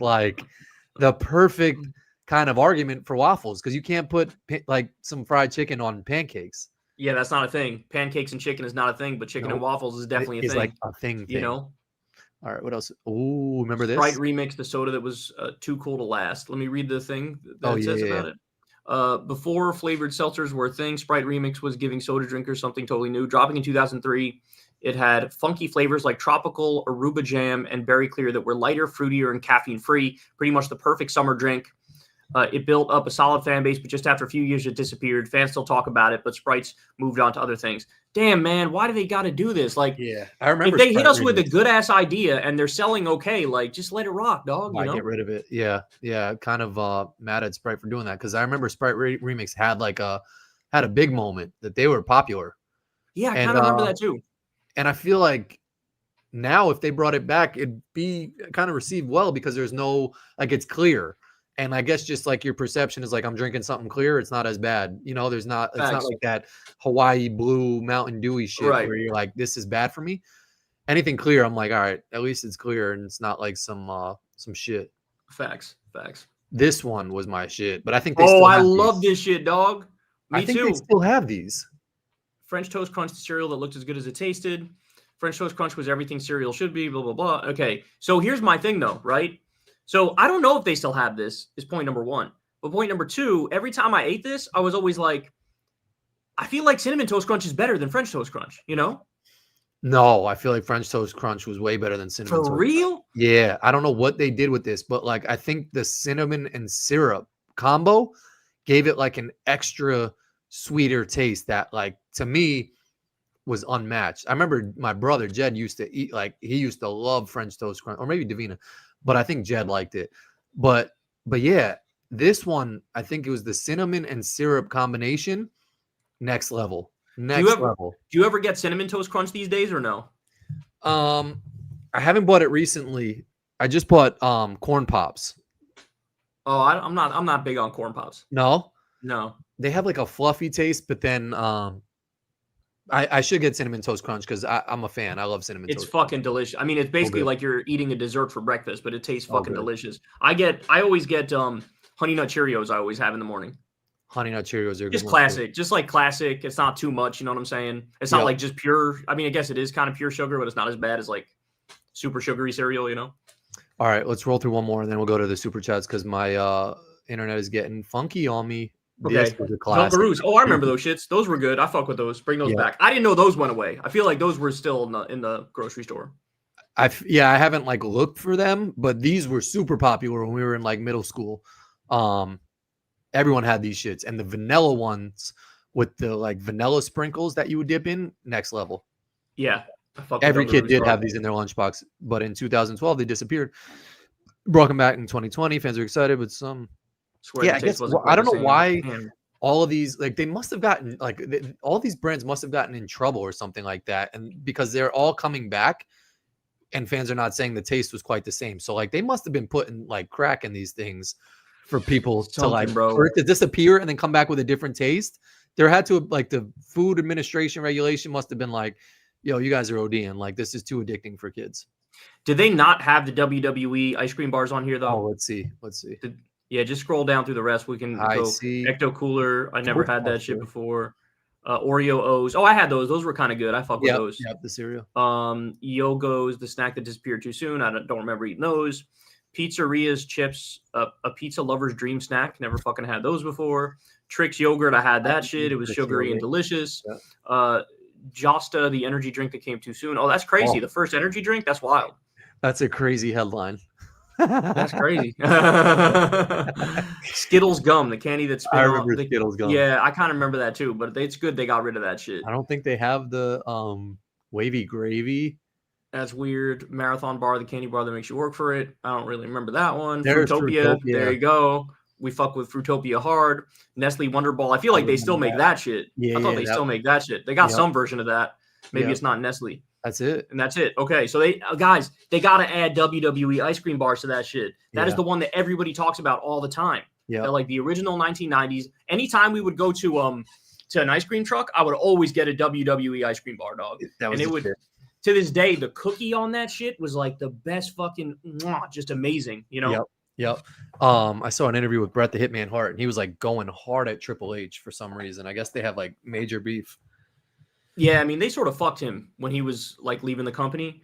Oh, Bret Hart? Yeah, they fucked him. They did the Montreal screw job where he was supposed to win the match, but Shawn Michaels won the match. It was like, oh, really? It's this whole thing. So yeah, he's got beef with a lot of the WWE guys. You know? He was basically saying that like Triple H didn't earn his role as like the head of the company, but basically was with Stephanie McMahon, so that's why he got a role. You know, and I was never a Triple H fan anyway. I was a big Bret the Hitman Hart fan. I was a DX fan, but I wasn't a big Triple H fan. DX was good. All right, let's get to some of these super cheeselies. Holla. All right. Holla at your boy. Wes Nelson, I was happy to see Europe win the Ryder Cup after watching how horrible the fans were and seeing Team Europe troll the shit out of Trump. Exactly, Wes. We agree 1,000,000,000,000%. Yeah. Thank you very much for the 5 Dzacs. We appreciate that. Yeah, I agree. It was kind of like perfect that they won. Appreciate Grand regret. Bragg, thanks for the 20 Dzacs, bro. Appreciate that. Get Graham Plattner and Zoran Mamdani on Crystal Kyle and Friends. Fair to do so, and you'll face my wrath. Also, how should protesters interact with National Guard and active duty troops who are given unlawful orders? All right, so let's go in order here. Yeah, it'd be great to get Graham and Zoran on. We actually this is crazy, but we were supposed to have Zoran on, and we did, but he was calling in from like the floor of some legislative body. Oh, and, shit. Like, yeah, but then like we lost his connection, and then we weren't able to get it back. Oh, and so we had him on. We had him scheduled. We had him on. I told people he was going to come on, and then for some reason the shit just fell apart because we couldn't get the connection working. Oh, damn. And so yeah, so he already kind of came on, but we should try to get him on again. But I don't know. He's going to be busy now that he's the fucking about to be the mayor of New York City. Well, didn't Mayor Adams officially drop out? So Adams did, but Cuomo is still running, and so Cuomo, Curtis Sliwa is still running too. He's the Republican, so he's got to win. But yeah, no, that's a good idea. Graham would be cool too. I think Graham may have gone on Breaking Points. Who's Graham Planter? He's running for the Senate in, I think it's Maine, as a Democrat. Oh, okay. And he's pretty cool. He's pretty good on all the issues. And then asking me how protesters should interact with the National Guard. I mean, look, I'm kind of old school. I believe in like the MLK civil rights approach. Like I believe in violence for self-defense purposes, but at the same time, for the sake of the movement, I feel like there's a logic to sort of everybody taking a principled stand for nonviolent resistance. And so like never really fighting back and accepting the abuse and recording it. Because then if you do that and you post it, then everybody sees it, it goes viral, and everybody ends up hating ICE even more and supporting the protesters even more. And so I think that works out the best. So I would say the best thing you could possibly do is be like, actually commit to peaceful nonviolent resistance and try to stick to that principle no matter what the hell happens, and just record everything and post it. And that's our best bet. That's the best way going forward. Having said that, it's also the case. I believe in everybody. If anybody out there is a protester and they're doing the hard work and they sort of disagree, then I think they have a right to resist however they see fit, you know?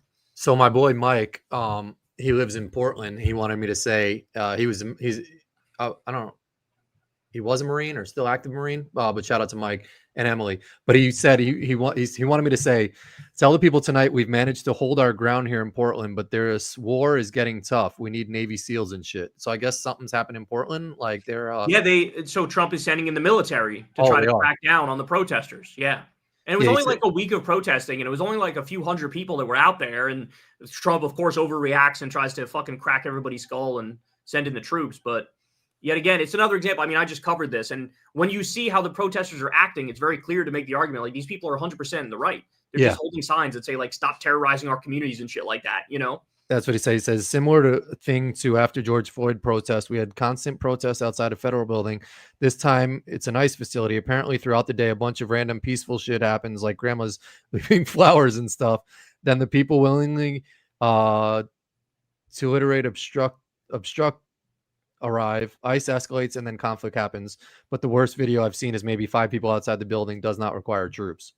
Yeah, and ICE to his point, ICE will just start shooting like smoke grenades at people when everybody's being peaceful and nobody's doing anything. And it's like, you're the ones being violent. You guys are the problem, you know? Yeah. There was a video of ICE. Did you see that push the lady down in like the hallway or something? Yes. And then that guy got fired. Then they brought him back the next day because the right was like, how dare you fire that guy? They brought him back? They brought him back. They brought him back. Oh, I thought they were going to sue that guy. They should sue that guy. Did Eric Adams get money from Trump or anything to drop out, you think? Is there shadiness going on with him? Well, yeah, Eric Adams is probably going to get a spot in the administration now because they tried to tell him like, hey, if you get out, we'll give you a spot because they want to defeat Zoran by any means necessary. Oh my God. So, yeah. And also remember, he had already like basically sold his soul to Trump. They had like criminal charges against him and then Trump dropped them. And the quid pro quo was, you just got to do whatever I want. God damn. Appreciate you, Grand Regent Thrag. Whatever. Adam King, shout out, bro. Thanks for the $5. Kyle, I'm debating TPUSA in a left v right college panel this week. Any tips to hold my ground, dismantle their points, and use humor effectively? Yes. So my advice to you would actually be, don't go into it with these thoughts in mind. Don't go into it thinking I need to dismantle their points. I need to use humor effectively. I need to stand my ground. Do not think like that.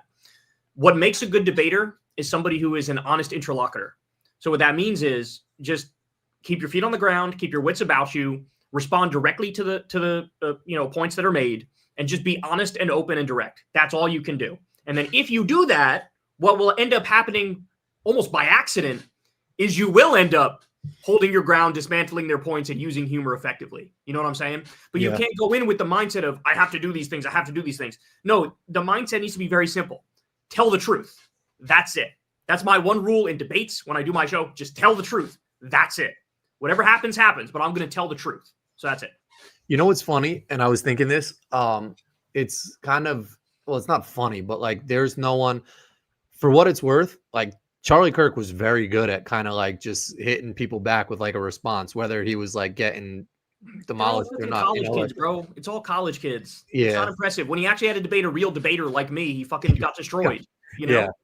But it's also funny to see that no one can like replace. I saw, was it Megyn Kelly try to do something and she was like talking to people and she just seemed like so awkward and like couldn't respond to anything that they were saying. And like everyone that's trying now to like do this, like they can't do it. Debate, like they can't do it. And I kind of was thinking of you and I was like, damn, Kyle's just gangster at like getting people in debates. I was like, you would be the perfect person on the left to like go and do that shit. And I was like, you'd be really good at debating. So you reminded me of one thing that I'll tell Adam here, because this is a part I forgot to mention. I always feel like this is implied and obvious, but it's actually not. But what people need to realize is keep it fucking short. Mm-hmm. Keep it short. If you want to come out looking more gangster, you want to come out looking like you won the exchange, keep it short.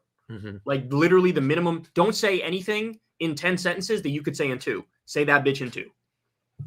Good advice. Less is more. Less is more in debates. Always. I'm telling you. I'm telling you. It is. Appreciate you, Adam King. You heard it. Marcus, Kyle, did you watch last week's weekly show podcast with Jon Stewart interviewing DNC chair Ken Martin? John's debrief afterwards wasn't surprising. So I didn't. I saw a clip of that. I did not watch the whole thing, but I will go watch the whole thing. I think he also do another interview with somebody that I need to watch? I think he may have done that. Oh, no, I think I'm thinking of the same one. Yeah, I saw him like, sort of aggressively push back against this guy in a clip that went viral. So I should probably go watch that whole thing. Good. Yeah. I mean, bro, I did a thing on my show the other day that was like sort of begging him to run. And I wanted people to clip it out and post it. And some people did. But like, I really wanted to get to him that like we have like a movement of people that want him to run for president. You know what I'm saying? Like, there's gotta be a way like to get in touch with him or someone on his team to like have him on Crystal Kyle and Friends or something like that to tell him that there's a big audience for him on the like YouTube, like kind of like outskirt media shit. So Crystal and Sagar had him on their show. Oh, for real? But this was back when he was doing his Apple show. Oh. And so they only have the information for the Apple booker that used to work with him that doesn't work with him anymore. Yeah, motherfucker is definitely not working with him. Oh, not at all. Yeah, so like we're sort of asked out on that, you know? Yeah. I actually was driving. I think I told this on air, but I was driving into New York City from Jersey through the Holland Tunnel, and he was in the lane next to me. No shit. Yeah. He drives like a black Audi. That's not doxing. I don't know his license plates or anything like that. But I was like, yo, shit, that's Jon Stewart. And then like crazy. I was trying to catch up to him, but my lane was slow, and then his lane was a little faster, and I couldn't like catch it enough. But like, it definitely was him. That happened with me with somebody significantly less cool, Al Sharpton. Oh, driving next to Al Sharpton? I was driving, and I think it was Christmas Day. I think it was on Christmas Day, like maybe 4 years ago or something, 3-4 years ago. And I was driving, and I looked to my left, I'm like, that's Al Sharpton. And I was like staring at him like, I know that's Al Sharpton because only Al Sharpton looks like Al Sharpton. Yeah. He got real skinny too. Like they do a side panel on like he's got a show, right? He's I don't know if he still does, but he certainly used to. But yeah, he's way too skinny. He looks weird, bro. Yeah, like a little too skinny. There's sometimes where you get too skinny and your head just like looks disproportioned from the rest of your body. Giant, and he's got that turkey neck OD. Like and his like hair is like it's too much going on with him. Thank you though, Marcus. Patrick Edwards, thanks for the $5. Corin, good looks on the snack wrap suggestion a few streams back. It hit, but it wasn't as good as the old one. I agree. Kyle, please bring back Kyle out of context. So Patrick, I think I said this last week, but someone's working on it, right? Yeah. It is being brought back. Yeah. So I told my editor, shout out to Peter. I said to him, anytime you hear me say something crazy or outrageous or funny, just clip that shit out and then save the files. And then, after a certain amount of time, when we have a long enough video, we'll make a Kyle out of context. And so he's on top of it. Yeah. And I mean, the snack wrap it's not as good as the old one. Molly does light ranch, which was kind of genius because sometimes you get to the bottom of the snack wrap and that shit will just be like dripping ooze out of it, like way too much ranch. Bro, they don't do honey mustard anymore. They don't do honey mustard. And you might have been the one who spotted this, but like the chicken's like flatter. It's not like the old school. It's not the same as the old one. It's not the same as the old one. They kind of phoned it in. It's still good though. I still fuck with it. It's still good. It's still a good thing.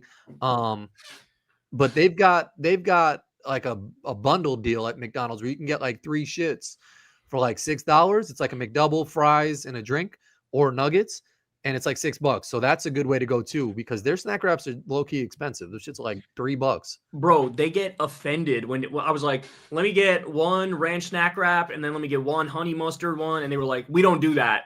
They got mad. And I was like, okay, well, how about, they were like, you could order a plain one and then get honey mustard on the side and then put that shit on yourself. I was like, okay, I'll do that. Yeah.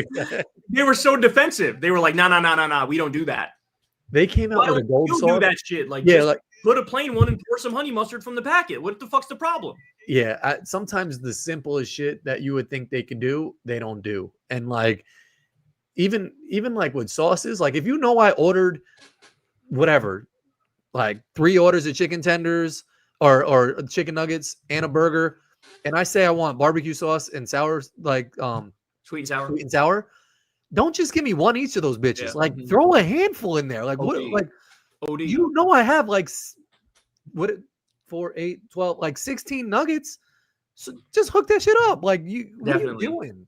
Yeah, sometimes that shit gets me tight. And to your point, it's like just put some honey mustard on that shit. Like make an exception. Why is that so difficult? Because if I were to go to the window and say, let me get a McChicken with some Big Mac sauce on it, they would do it. They would do it. But you can't. Why is it so? Whoa, we can't do the honey mustard. I was literally shocked at how aggressively they were like, we don't do that. We can't do that. Like, what do you mean you can't do that? Don't get the gold sauce. I think I spoke about the gold sauce. That shit was kind of whack. It just tasted like some mustard. Not good. Oh, I meant to tell you because Crystal got some. We went to Burger King a few days back, and she got this. There was this sauce they called zesty sauce, and we had it with our fries. Shit was banging. It's got like a little kick to it, but not like a kick. It's like a semi kick to it. But it was delicious. I fucked with it hard. I think I've seen it. Yeah, I gotta give that a chance. Low key, KFC has really good sauces too. They kind of like have a honey barbecue. They do like a KFC sauce. They have a good chicken sandwich, just like a regular chicken sandwich. Yeah, and their chicken. I gotta fuck with that because there's a KFC on my way too. Yeah, hit KFC. That shit is super bomb. Appreciate you though, Patrick. What's up, y'all? Westchester represent. How would you feel about a Van Hollen nod in 2028? I know he's not perfect, Jon Stewart, but I can't stand voting for Newsom, and AOC should go for Schumer's seat. Go Knicks.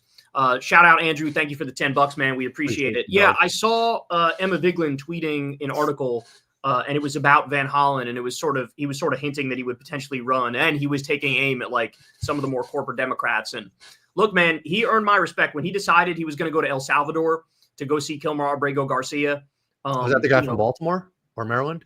Yeah, I think he's from Maryland. Yeah, and he's legit. He's legit, and he's one of these people where the word is he's actually low key, like more left than he even lets on.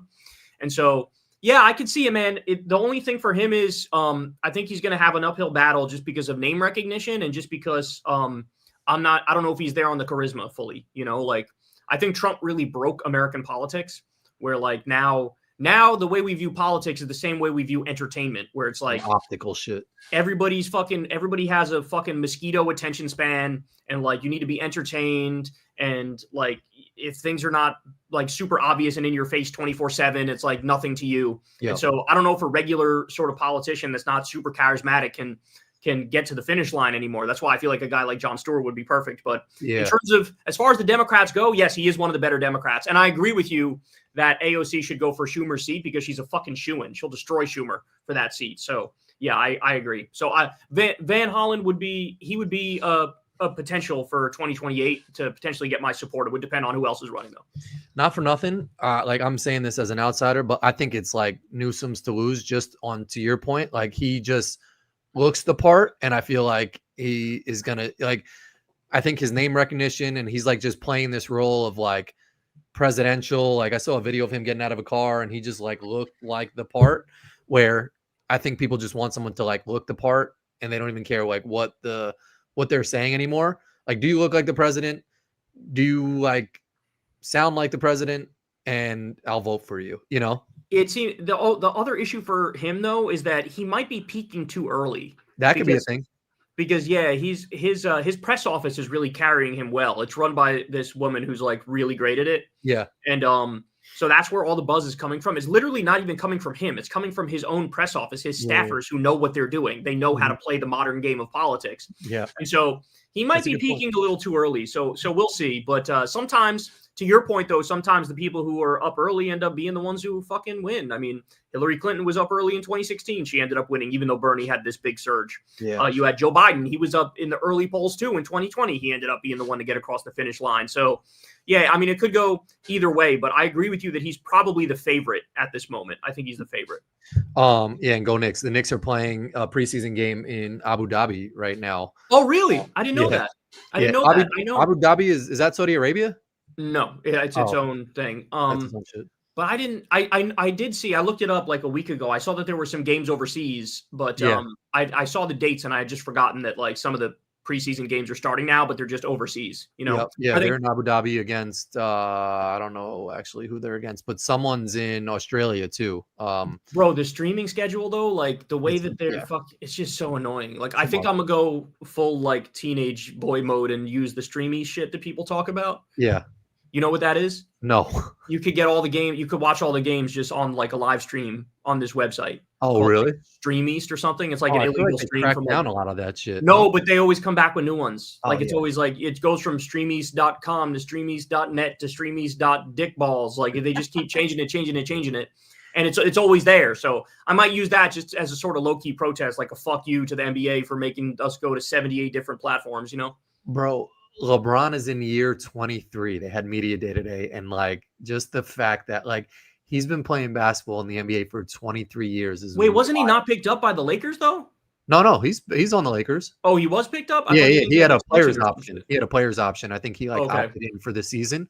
But they didn't. They said we're not going to extend after that. That's what they said, right? I mean, I think it's his decision. I think he did his contract where like he has the power of like if he wants to stay or not. But they asked him if he wanted to play with his other son Bryce next year, and he kind of like he's very like he loves the attention, so he's very coy, and he's like, we'll see. Maybe it's my last year. Maybe it's not. Like he's playing next year, so his son gets in the league, so he could play with both of his sons. Will his son be in the league next year? He can be. Yeah, he's at Arizona this year, and then he can well, what be is eligible for the draft. Is he a freshman at Arizona? Freshman in Arizona. Yeah, it's fucking crazy if they let this kid into the NBA. I mean, they did it with his other son. His son didn't even play a full year at. I know, but all the videos I watched though said Bronny is better than Bryce.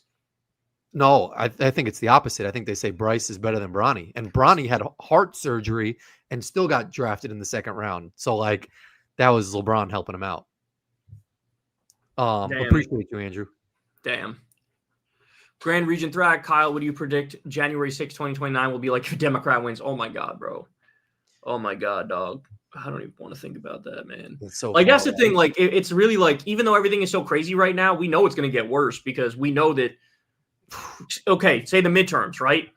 Democrats, let's say, fucking barnstorm and crush. There's a decent chance Trump is like, election was rigged. It's fake. We're not seating the Democrats. So I could see him doing that. That's even 2026, not even 2028. Then 2028 comes around. You know damn well ain't no way that he'll be like, okay, Democrat wins. I'm stepping aside now.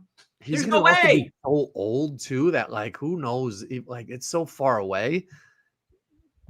I know. At this moment, that's our best hope right now. Is that he's so old. Yeah. That it's just like he just can't. You know what I'm saying? Or he's no longer with us or whatever. Yeah. So like. Honestly, for the sake of the country, people better hope that that's what happens. Because again, they're so open about the fact that they cheat and shit that it's like he's just going to not honor the election results. And like, what the fuck do we do then?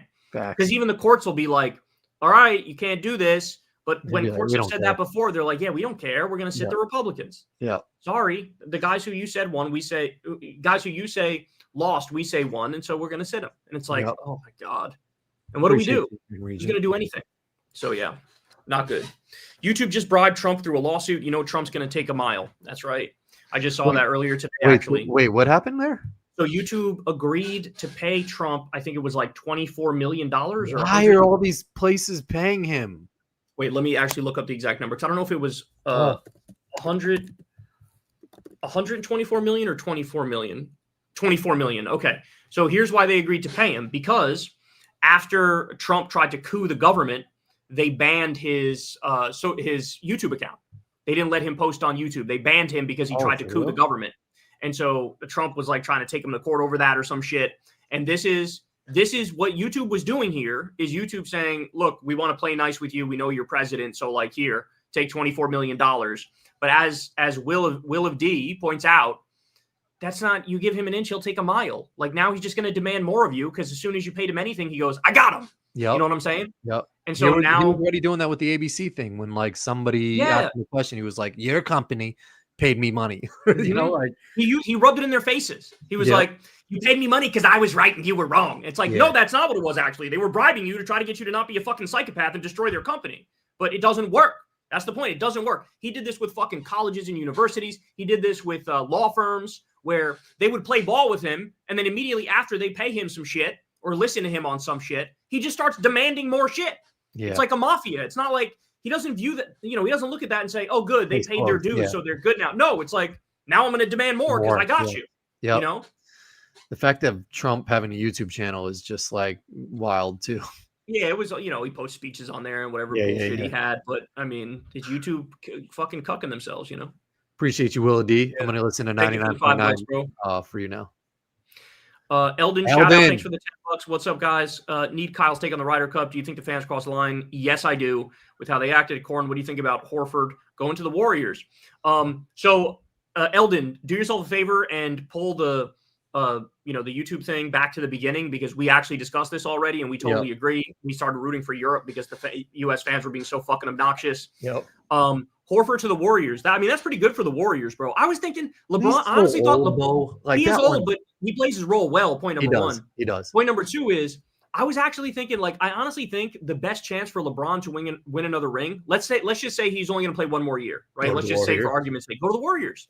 You got Jimmy Butler. Yeah, but like, you know what people would say if he goes to the Warriors? Like, just he's ring chasing. Who cares? Yeah, you know, yeah. I mean, like that. I feel like with players, supposedly Kevin Durant turned down a trade to send him back to Golden State. That's because of Draymond. He hates Draymond. They don't get along. That could be, yeah.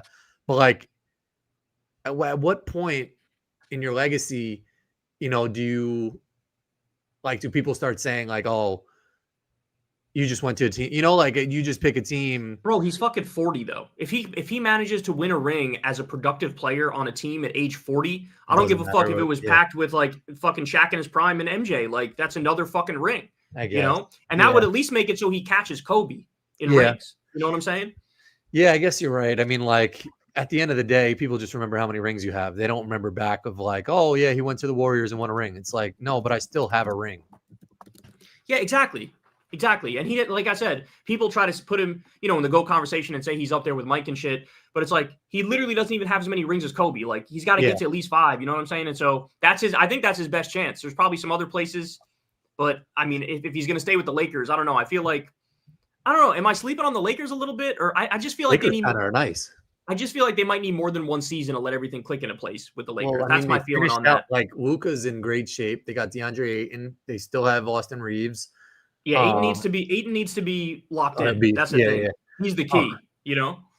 But it's funny how like Horford wouldn't get the same criticism if he won a ring with the Warriors as like a ring chaser. Right, like LeBron went there. It's just like facts. We put like these like players in certain categories of like LeBron can't do it, but Horford is cool. Like he goes to the Warriors and win rings. It's like, yeah, he helped contribute. But if LeBron does it, it's like, nah, he's ring chasing.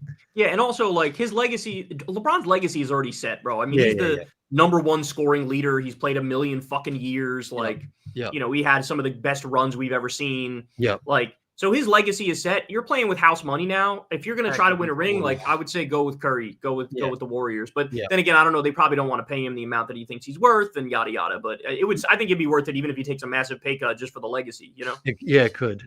Some of the funniest stuff I've seen is like all these AI photos of like, it's like Charlie Kirk and his wife in front of like Kobe statues. I randomly am seeing all these like Kobe Bryant and Charlie Kirk like photos. What the fuck? It's the most random stuff. I don't know how I keep getting fed it, but it's so weird because like low key the photos look kind of real, but I'm like, no, this is super fake. Bro, the stuff that people think is real on like Facebook, the AI bullshit they view is so crazy. Like I look at it like, how can anybody think this is real? There was a so Florida State lost to Virginia in a football game, and Virginia like stormed the field really quickly after the game, and one of the wide receivers did fall down, and like they stormed the field, and so I saw tons of like pictures and these graphics that were like RIP to like this wide receiver. So I looked on ChatGPT. I was like, did this wide receiver really die from the storm? They were like, no, he was fine. But like the like stuff that people come up with that fast is crazy. Totally. And the older you are, the real one. The older you are, the less you can tell the difference between reality and fake shit. And like they fall for the dumbest shit. Yeah, and the photos don't even. Sometimes if you like look at their face, it doesn't even look like anywhere near what it's supposed to. Totally. Yeah. Kyle, do you ever fear an overcorrection from the Dems if they take back power? MAGA might be a distraction from a plot to create a nonpartisan authoritarian nightmare out of the chaos. Palantir. So do I fear an overcorrection as in like the Dems will become too authoritarian? I guess that's the question. No, my fear is the opposite for Democrats. My fear is that they get in there and they're still too big of bitches to like hold the Republicans accountable who committed crimes, right? Like you're not going to go after Trump for all his crimes and Stephen Miller for his and Kristi Noem for hers and Elon Musk for his. That's my fear.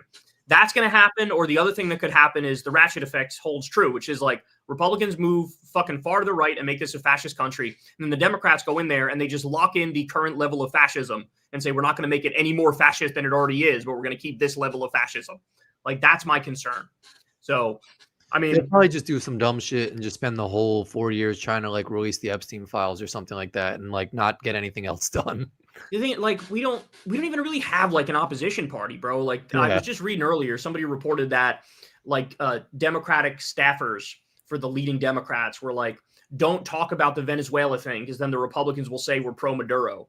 And it's like, if you can't argue against a stupid fucking new war against Venezuela, like what the fuck are you doing in office? Yeah. Like now you guys are just pro war with Venezuela because the fat war criminal idiot decided he was going to do another war. Like, this is insane. And so they don't fight on like anything. They don't seem to believe anything. Yeah. They're just like, let me step aside and they'll self-destruct, which is true. They will self-destruct to some extent, but like, I don't know, maybe stand for something and fight for something. And then when you get in there, try to deliver on those promises. But I just don't think they care that much. They really don't care. No. Appreciate you, Hodgepodge. Eric, thanks for the $5. We need to accelerate the dismantling and demonetization ASAP. Democracy is antiquated and old. Nick F. America First. That's a Fuentes fan. Oh, okay. Well, thanks for the $5. We appreciate that. Appreciate you. I like the clipboard default. Yeah, that's the old Microsoft Word shit, I think, like, right? You fucked up writing. Do you want this corrected?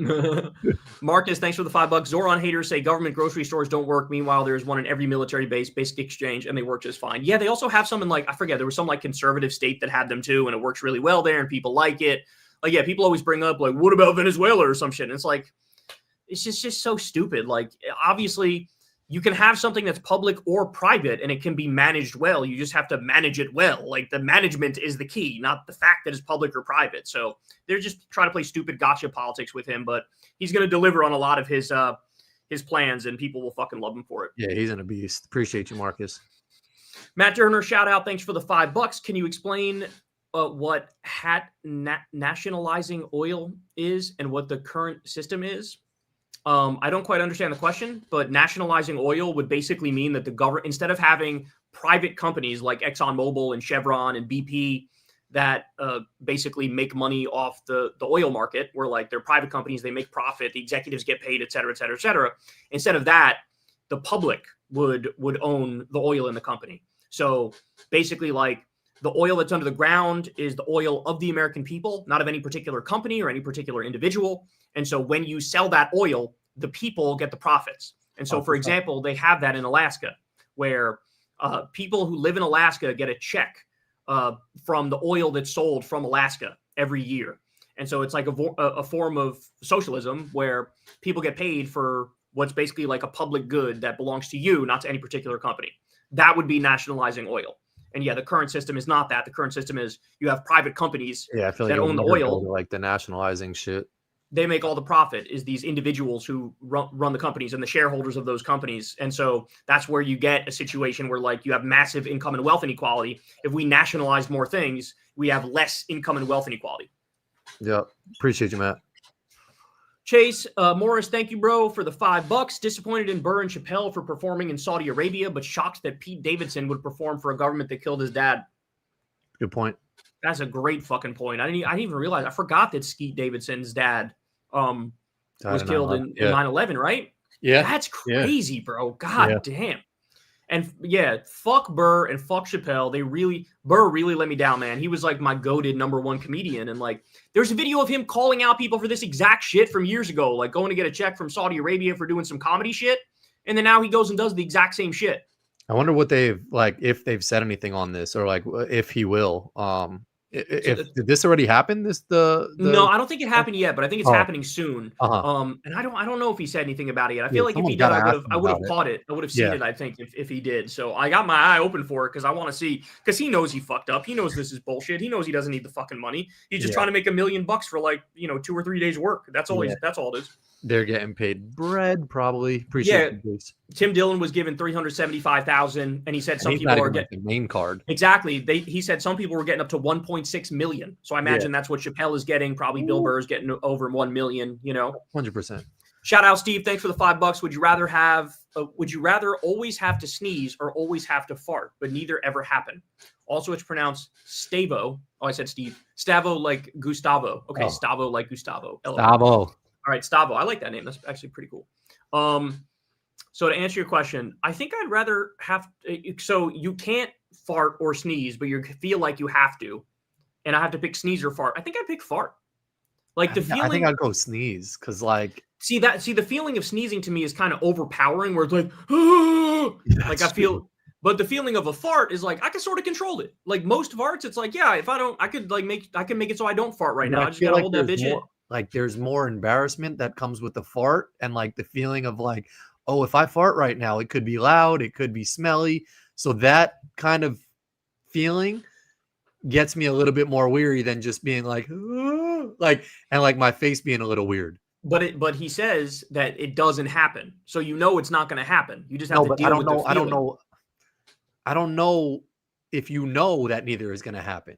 I think in his scenario, I interpret it as it's not going to happen, but you're going to deal with that feeling 24 hours a day. So if I have to deal with the feeling 24 hours a day, I'm going with the holding the fart in versus the sneeze feeling. Well, low key also, if neither happens, sometimes like that feeling of you having to fart and then that shit happening is a good ass feeling. It would feel better because you'd relieve the pressure, I know. So it never happening would almost be like, I'd rather that I never sneeze feeling. So that's a good question. At first I was like, this is a dumb question, but then I was like, this is kind of a genius question. That's an S-tier question. I hate that feeling. For like the 3 or 4 seconds before you sneeze always are so bad. It's always like yeah. And it throws off, like if you're having a conversation or you're talking or you're giving a speech or something, it's like, hold on, I gotta sneeze. Yeah. And when you don't, they're like, why did you just ruin whatever you were saying? And then you gotta like go back. What was I saying? Where was my train of thought? And it's like all that, and you didn't even sneeze, bro. Yeah. But good question, man. Shout out, Stavo. Appreciate it, man. Dan K, thanks, man. God tier AC takes. Agreed, Dan. Thanks for the $5, man. Yeah, people don't know how good those fucking old school ACs are. The window units are amazing. People really don't need central AC anymore, dog. Unless you got like a giant fucking house. But if you have a regular sized house that's like 1,500 square feet or less, get two of those fucking bitches or 3 of those shits, and you're good, dog. You're good to go. Those shit take up your whole window and they extend mad deep. Like it's so old school of those things. So the one you were talking about the Mitsubishi one I had did not need that window. Oh, really? Yeah, it just like they ran a wire like through the wall or some shit. They ran the venting through the wall and made that shit. That's how they did it. They didn't even put it in a window for me. Oh, yeah. Jed has something on his wall that like is like it's like a box thing on. Yeah, that's probably like the same as the Mitsubishi type shit I had. But I don't think his shit gets like cold. Oh, my shit is freezing cold. Yeah, goated. Yeah, shout out to the AC companies that are making it really cold. Mitsubishi, man, we love Mitsubishi. Shout out Mitsubishi. Awesomely curious. Thanks for the $5. Hiya, I posted the list: economic, digital, and farmers' bill of rights, power to the people, and bring the banks to heel. David Cross spoke on Riyadh. Oh, but he's not going, right? David Cross isn't going. He's a comedian. He's not going, I don't think. Oh, is he from Is he going? Is he from Arrested Development? Yes. With the glasses? Yeah, I like that guy. Yeah, but is he going? He might have. Oh, no. He's not going. David Cross slams Bill Burr for performing at Riyadh Comedy Festival. Wow. Shout out to David Cross, man. David Cross, we love you, bro. Yeah, he was in something else I feel like that I like too. I like that guy. So my favorite comedian though now is Mark Maron. 100% Mark Maron. Yeah. Mark Maron's just goated, man. And I was a little fan, but he's going too, right? He's probably going too, dog. Yeah. I was pissed off about that too. Like, and because like, especially when you're Louis C.K. and you were outed as basically being like a fucking pervert where like you jack off in front of people with no warning. And he's open about the fact, to his credit now, he's tried to change his life and he really focuses on it and he's in recovery and all this shit. And he's like trying his best. And he talked about it on Theo Von's podcast and all that. And it's like, good, dog. I'm happy. Like you're trying to improve yourself. But then you're like, yeah, but I'm going to go take blood money from a genocidal, bloodthirsty psychopath. It's like, which one is it? I'd rather have you jack off in front of people than, you know what I'm saying? That's like the sneeze of the fart. Which one do you want? Do you want the jacking off or do you want the more Saudi blood money? Yeah. Unfucking believable. Oh, so, yeah, thanks. Curious. And thank you for letting us know about David Cross. David Cross just went massively up in my estimation. Yeah, he's the man. Shout out CK Progressives. Thanks for the $5. Imagine how life was for the founding fathers writing the Declaration of Independence and the Constitution with no AC. Those guys were tough. Bro, anybody who lived before AC is just a way tougher human being. Anybody who lived before AC or heat, like I guess for heat, you could always start a fire in the fireplace and like that could keep you somewhat warm. So like maybe that's a little different. Like in the winter, you'll be relatively all right, but no AC. Like they didn't even have fans before electricity. They have to sit there with like a fucking sheet of paper and go like this. Imagine being in the summer, they're wearing 85 like degrees. Heavy ass shit. Like they're wearing those like wool cotton shit. Bro, 85 degrees outside, humid as fuck. You know, the decisions were like affected by that shit because they're also like, let's do, Amendment 1. Fuck, it's hot. Yeah, how the fuck do you just live life like that? Like, I guess you got to go in the water, the lake, like all the fucking time, Imagine somebody living in Florida before AC or fans existed. Like, that's crazy. That's crazy, bro. That is nuts. Yeah. No AC is wild because, they definitely didn't have fans. They did a good job. Thank you, CK Progressive. Bint 1999, thank you. I know you say not all Jews are Zionists, but what do we do when most American Jews call themselves Zionists and almost every synagogue in the country has an Israeli flag? I say this as someone who is Jewish myself. Well, from the numbers I saw, like the in the New York City election, you had Zoran Mamdani, won a majority of Jews. And he was out there saying, like, we got to stop the genocide and, you know, this is bullshit and we got to cut off the money and cut off the weapons and stuff. And most Jews looked at that and went, I agree with that. And so, I don't know. I think it's a little misleading. I'd have to look at other numbers if you have other numbers. But my understanding is that basically a majority of American Jews are completely and utterly against what Netanyahu is doing. So it's just, you know, you just got to be specific in your language. That's all. Yeah. And you just got to point out that the Zionists who are still backing Israel are fucking flat out wrong. But that doesn't mean you condemn Jews broadly because that's bigoted. You know what I'm saying? Yeah, appreciate you, Brian. They had a good segment on 60 Minutes, I think, on Israel. Yeah, and they probably that's why John Stewart taken over now. Yeah, and John Oliver did a whole on Netanyahu. Yeah. I didn't get to watch that yet, but I saw it dropped I think today on YouTube. Oh, is it? Yeah. I fell asleep to the end of it. I got to watch the rest of it. But yeah, he did a big thing on Netanyahu and how he was like he lived in Pennsylvania or Boston or some shit. Yeah, I think he's like Polish or American or something. It's kind of crazy. Yeah.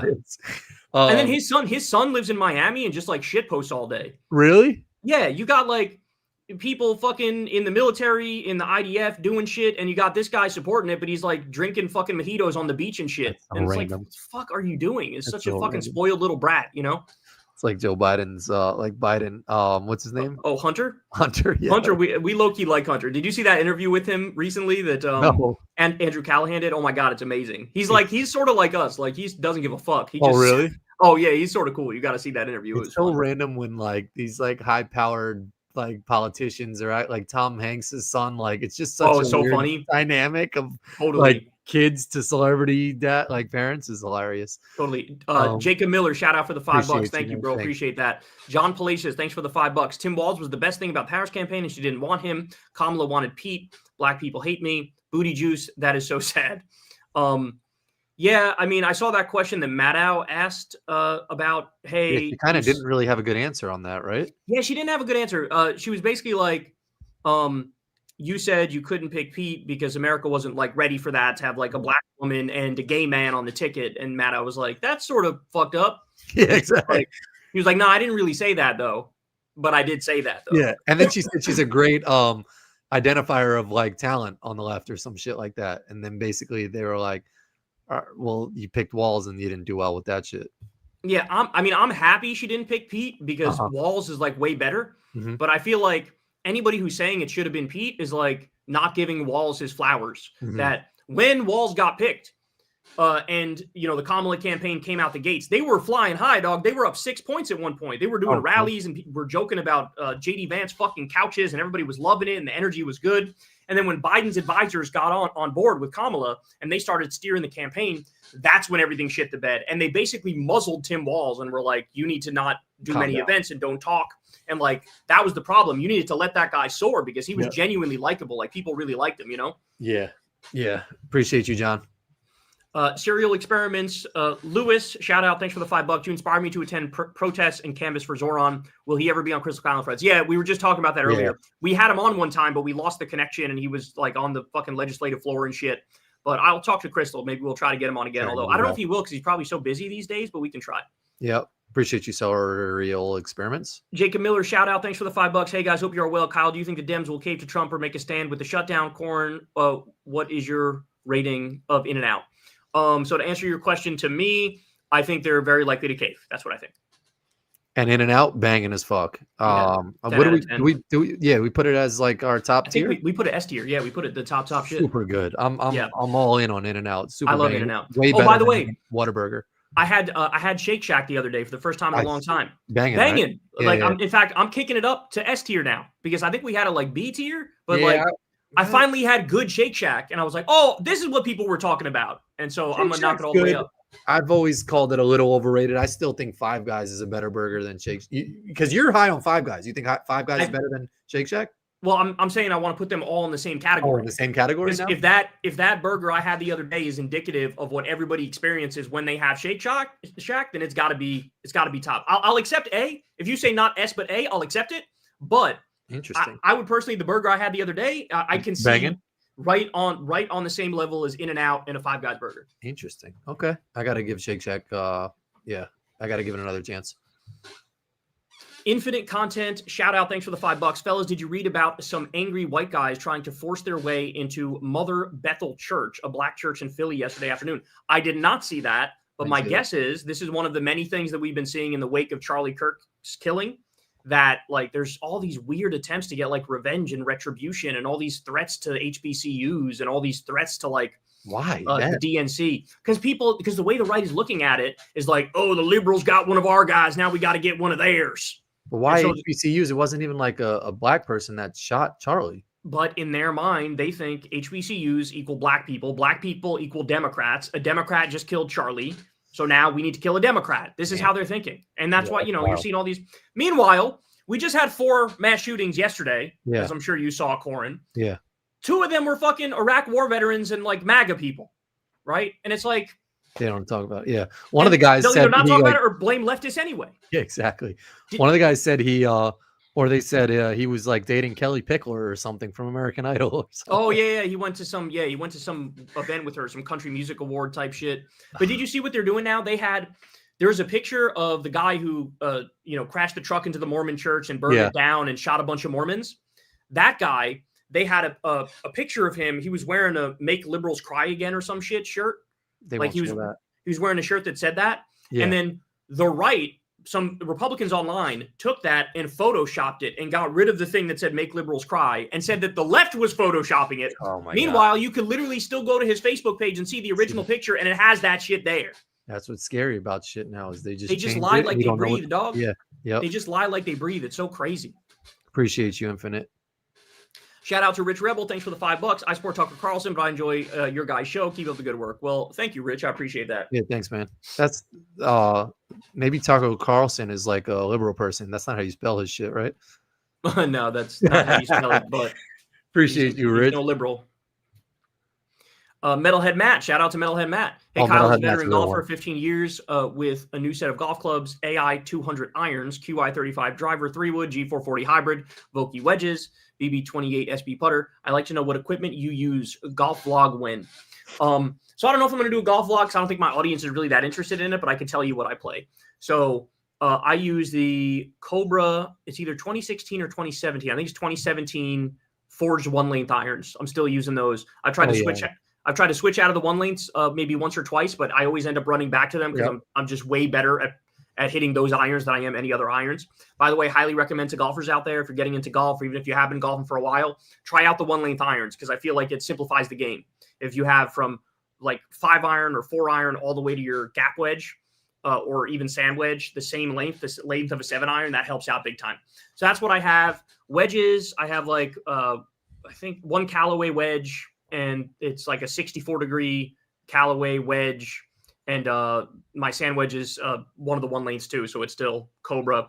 And then on the top end of the bag, I have 2 Cobra hybrids that are 1-length, and I have a Cobra driver that's really old from like 2008, but I also have a 2016 blue Nike driver, which I use sometimes. It depends how I'm hitting either one. Yeah, it depends how I'm hitting it, but all my clubs are relatively old. The newest clubs I have are from 2017, but and then the only other thing I have is a 2 hybrid that's a Callaway from like 2017, 2018. And that's it. It's like an Apex not forged, but like Apex hybrid that's got like a big toe on it. I like the look of like a square hybrid that looks more like iron. So I have that. And that's pretty much it. Oh, and my putter is the Justin Rose Axis 1 putter. And that's it. Did were they checking Bryson's like club or something at one point? Like they were like holding it up and putting like an index card in or something. Were they like checking it for some shit? Did you see that? I didn't see that. So I'm not sure. But he has unique clubs. He's the only other person that plays 1-length irons too. Oh, really? He's got unique clubs for him. He's got this thing called bulge and roll on the face of his clubs, of his irons. He's got this thing called big old dicks on his irons. But it makes it so like the front of the iron is curved, and so if you hit it off the toe, it's supposed to curve back, and off the heel, it's supposed to curve back. Drivers have that for everybody, but irons only have that for him because he has such high swing speed. Yeah, not for nothing. His drive is crazy. Like he demolishes that shit. Mm-hmm. He's like the new John Daly, basically. Yeah. Shout out Menaho Matt.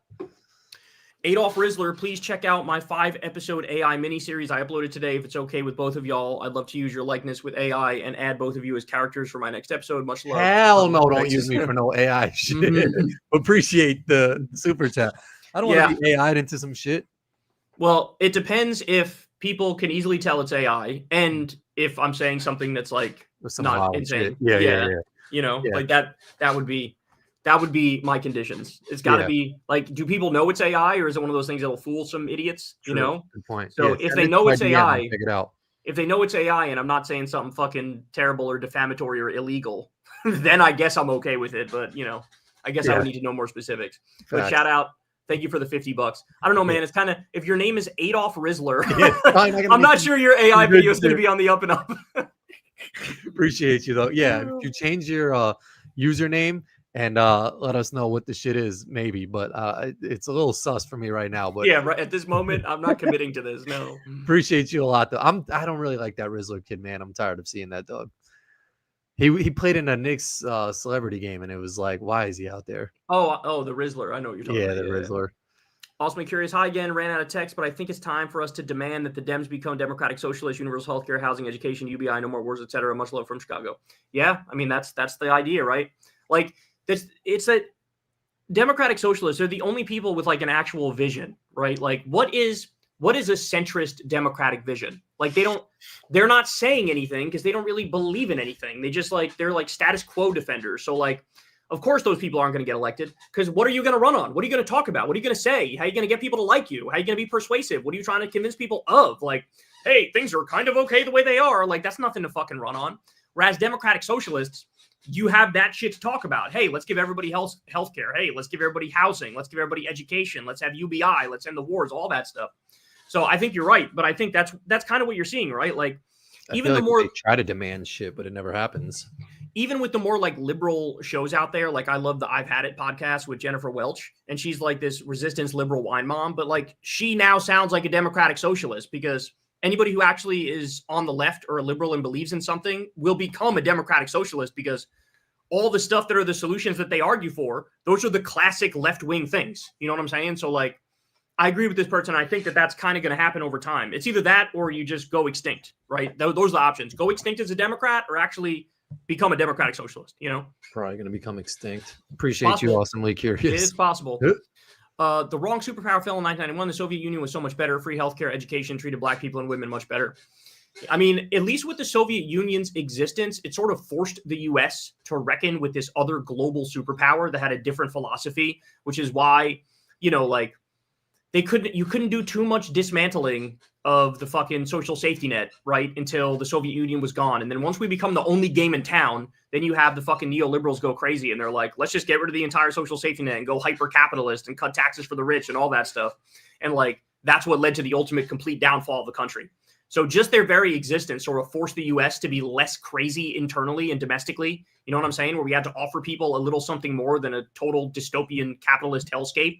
And so, yeah, the fact that they're gone really makes it so that we got higher on our own supply and went insanely far right wing, and it was terrible.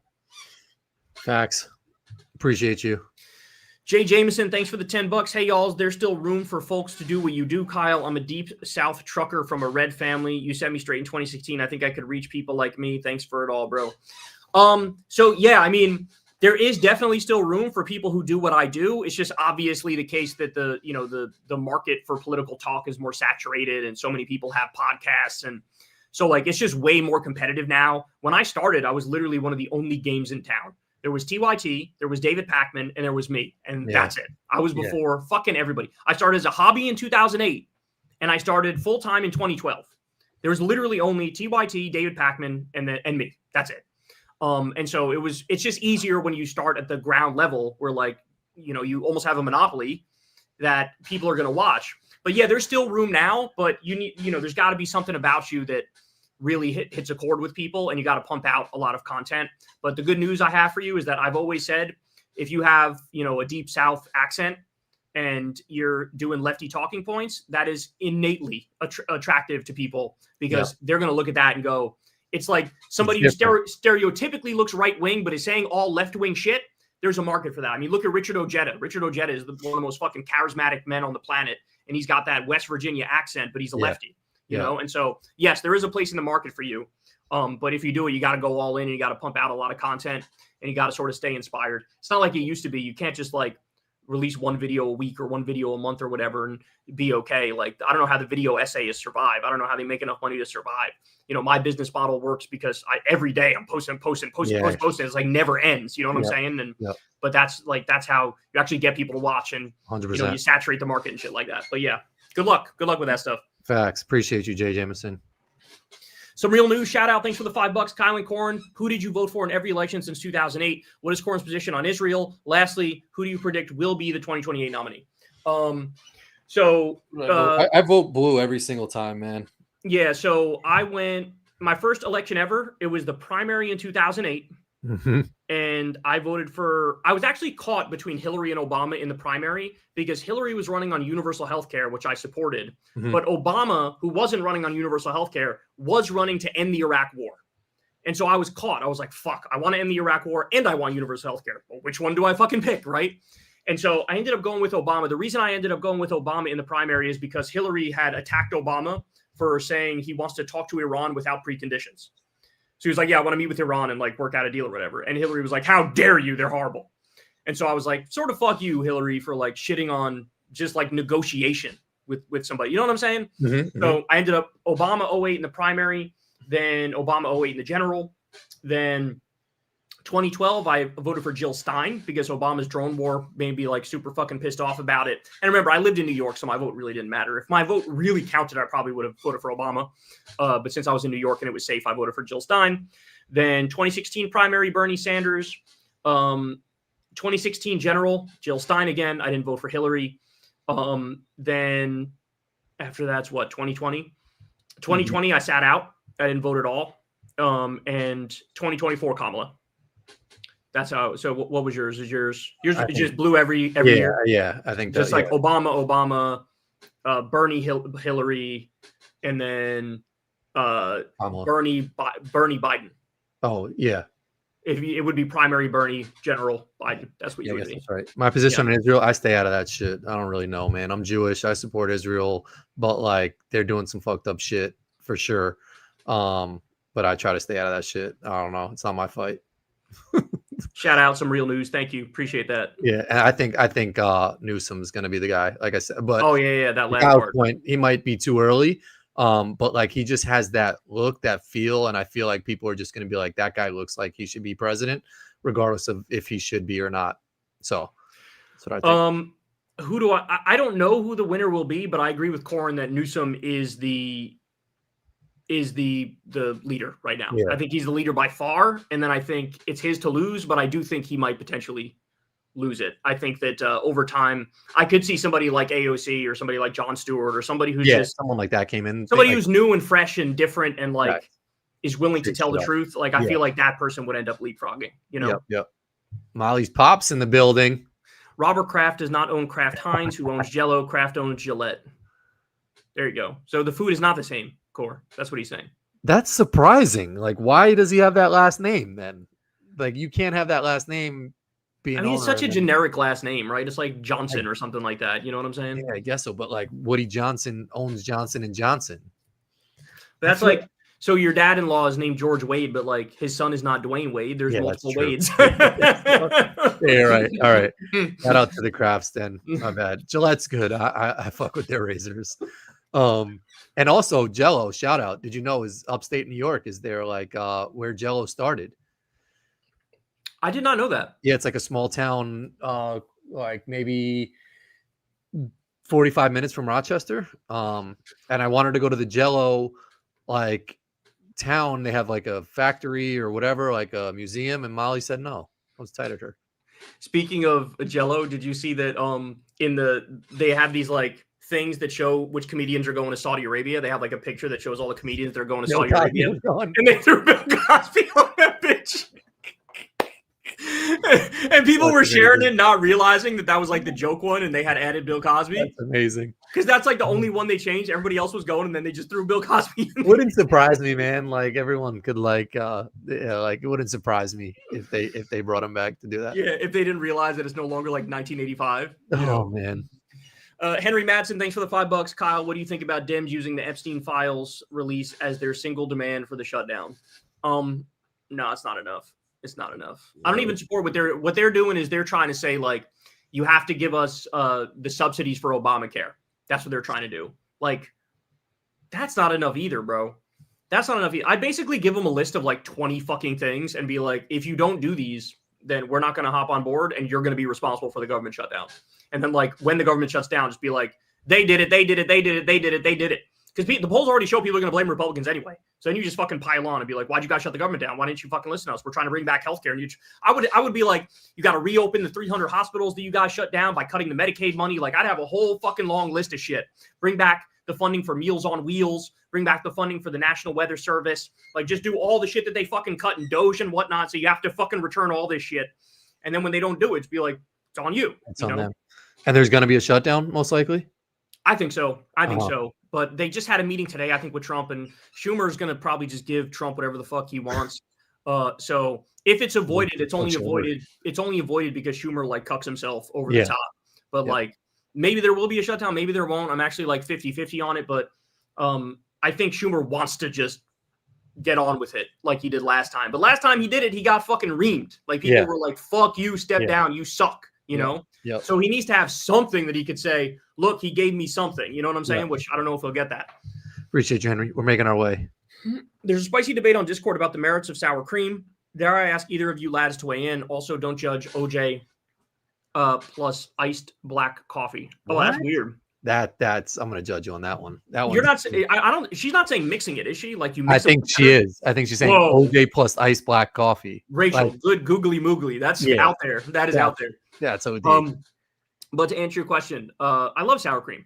I'm in on sour cream. It's got to be on the right stuff, like tacos, quesadillas. Burrito, I put sour cream on my Chipotle. Yeah, like sour cream. I'm all in on sour. Molly's not a sour cream lady.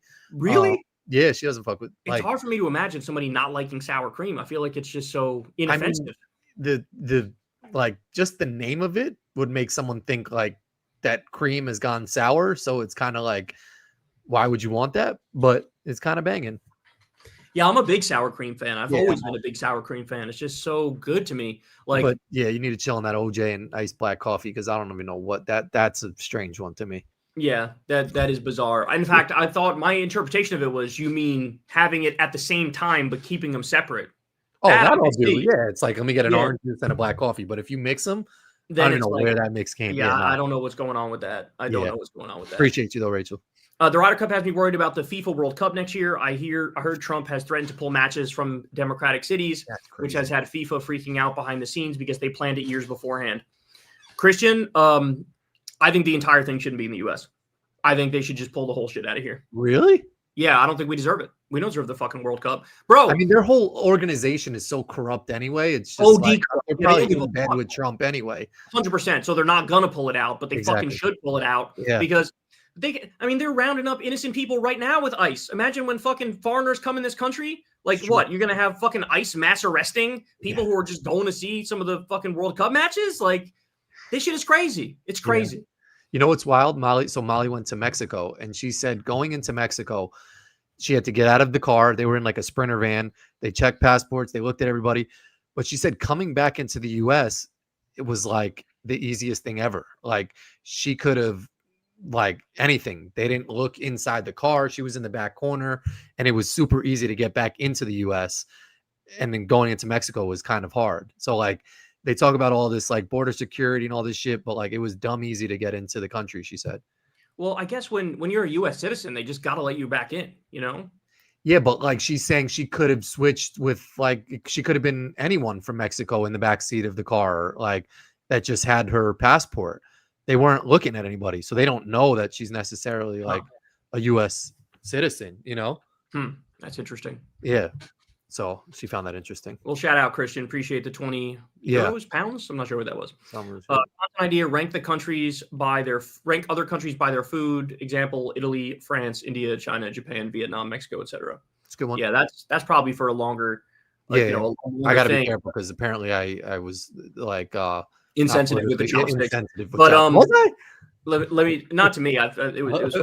Not to me. Let me think. Off the top of my head, though, obviously I'm going to go like Italian number 1, biased on that front. I like Chinese food.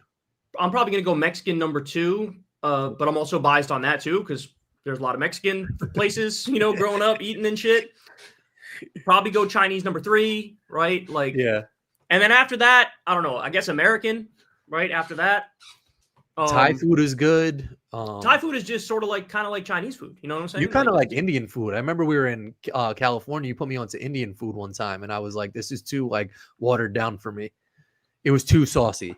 Oh, it was too. Yeah, I agree with that. Certain Indian things are okay, but most of the shit I'm not because they like a lot of spices on their shit. I'm not big on OD spices. Molly's dad makes food from Guyana. That shit is banging. They make a curry is so good. Yeah. I've had maybe. Yeah. So anyway, that off the top of our head, that's what we got for you. But yeah, maybe we'll do that in a longer one. Thanks, Seattle, for the $5. Kyle, all religions have similar belief systems when studied. If you think about George Santos and how his life collapsed, no anger on him. That was karma. Karma exists in all religions. Holy text, because religion is real. Well, I disagree that religion is real. I know that it exists in the sense that people believe different things, but there is nothing objectively real about them. Like, there are no whatever. There's 4,000 religions that have 4,000 different gods or more than that. And, it's not like there's any evidence for the Hindu gods over the Christian god or the Christian god over the Hindu gods or whatever the fuck. So they're not real in that sense, but they're real in the sense that people believe them. But I actually don't agree that they all teach the exact same thing. That's not true. There's definitely different beliefs among different religions that, value certain things over other things. Like there's one religion called Jainism, which I think is really interesting, where literally every living thing is viewed as completely holy and you can't do any damage to any living thing.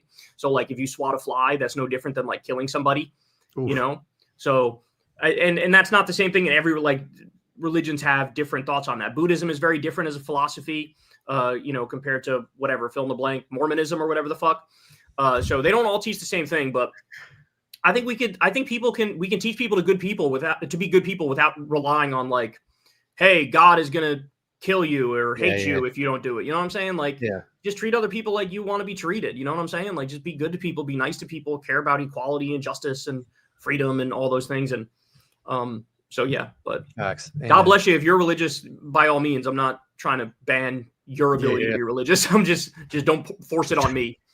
Facts. Appreciate you, Tariq. Let's roll through some of these. JP, boys. Shout out. I saw an old Ben Shapiro tweet from 2011 going around with him saying he'd waive the born in the USA requirement for President Bibi. What a cuck. Yeah, I agree. Wait, I agree. He would be the president of the US? Yes, Ben Shapiro was saying was let him be the president of the US and I'll waive the born in the USA requirement. He would say that. That's wild. Appreciate you, JP. Nathan Ogilvie, good day, boys. Kyle, can you share your workflow? How do you prepare for a show? What camera and lens do you use once recorded? Do you send it off for editing and move on? Any follow-up? Also, Corin, expansion plans for the channel. All right, so let's go here. My workflow. It's nonstop. I work all the fucking time. The camera I use I used to use this Sony camera. It was a Sony camcorder. But I dropped that at some point and I broke it. So I've been using my iPhone 16 and it actually does a pretty good job. That's they do a lot of, my editor does a lot of post stuff where he fixes the coloring and spruces it up or whatever. So he handles the magic of it, but I do use my iPhone. So yeah, I record and then I send it off to my editor and he basically does everything as quickly as he can and posts it. And yeah, I mean, that's pretty much it. And what's the channel? I mean, I gotta post more. Molly's killing me. I think about Born's got a job now too, bro. You got to remember that he's doing work now too. Yeah. So, but that's not an excuse. I got to do more. I apologize. I cleaned out my whole closet today, and I thought maybe I should record this because I got some fire T-shirts, and I just didn't do it. I broke down my pool the other day. I was like, this could kind of be cool. But then I also think like, who would want to see that shit? But like some of it was kind of dope. Like breaking down the pool was all right. Cleaning up my closet would have been cool because there was like mad t-shirts that I wanted to show off, and then I just fold them back up, and I was like, fuck, I should have recorded that. But there hopefully are plans. I appreciate you though, dog. I'm thinking of doing something similar, and that like I just record like daily vlogs. Yeah. And not even necessarily posting it, but just like recording it and having it. You know what I'm saying? It's good. I mean, like, but like, I always think afterwards, I'm like, who the fuck would want to see this shit? And then like, it's surprised. Like, I know that's what I'm saying. So like, it's to your point. Like, you got to just like record it and post it. There's no like thinking about, like, I got to just do it. And there'll be something in your head that's like record this moment, and you just record it for 20 seconds, then you just move on, and then again. You're good with that too, though, where you'll like kind of just like capture what you need to capture. I always capture too much shit, and then I'm just like, after the fact, when I go to edit it, I'm like, damn, this is so much shit. Yeah, you just got to get like to tell the story. You just got to do like the bare minimum of like, all right, I woke up, I'm in bed. Yeah, just record. I'm watching the fucking Weather Channel. Record that for 10 seconds. Tell everybody, oh, I'm about to have some coffee and fucking, and then just like record like little shit throughout the day and just put it all together. That's all, 100%. Yeah, appreciate you though, Nathan. You're a real one. Shout out, Scott. Thanks for the $5. Backup plan in case YouTube goes south soon and bans you. Get Odyssey now. Make KK&F free on there for a month. A lot of people will migrate over. I never heard of that, so I'm gonna write that down. Odyssey. There's so many new shits, man. I know. Appreciate you, Scott. I know. Thanks, man. Peace, unity. Odyssey. Okay. Shout out Peace Unity. Thanks for the $5. I love when I join Corin and Kyle mid-session. You never know if you're walking into a genocide discussion or a nostalgia food journey. Keep it up, guys. Yeah, man. That's how we roll, dog. That's how we roll. Can just go back and forth, man, but that's how we rock on this. Like, appreciate you, Peace Unity. Shout out, Rachel. May Sliwa take all of Adam's weirdo conservative votes. Also, remember the name Jerome, pronounced Jeremy Whalen. Oh, so it's okay. I got it. For Congress in Massachusetts, 01. Okay, I'll remember that. Yeah. Will Sliwa take all of Adam's votes? I don't know if Sliwa will. I think maybe some will go to Cuomo and some will go to Sliwa. But according to the polls, it doesn't really matter because Zoran's up by a lot. So I think even with Adams dropping out, it obviously gives Cuomo more of a chance, but it's still like such a fucking long shot. You need Sliwa to drop out and to endorse Cuomo. And he would need a bit of a miracle even with that, because I think he's still down double digits even if that happens. Yeah. Appreciate you, Rachel. Jack Versace, shout out. Thanks for the $10. Saw you on Doom Scroll that you think we must go further than Sock Dem. Would you read Reform or Revolution by Rosa Luxemburg? I know you don't discuss theory, but it is a classic Marxist critique. Reform or Revolution? Let me type that. That sounds interesting to me. Reform or Revolution? Yeah, I'm going to take a look at that because I like that. Appreciate you, Jack.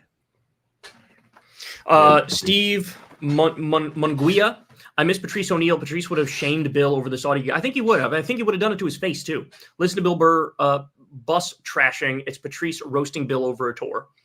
Yeah, man. Patrice was a real one. Patrice would he would go on Opie and Anthony and just fucking like grill both of them. And when Anthony, who's racist as fuck, would say some racist shit, he would just like debate him on it and sort of like hammer him into the ground. So yeah, I think he would handle Bill Burr over this. And I think Bill would actually like maybe listen to it too. Yeah.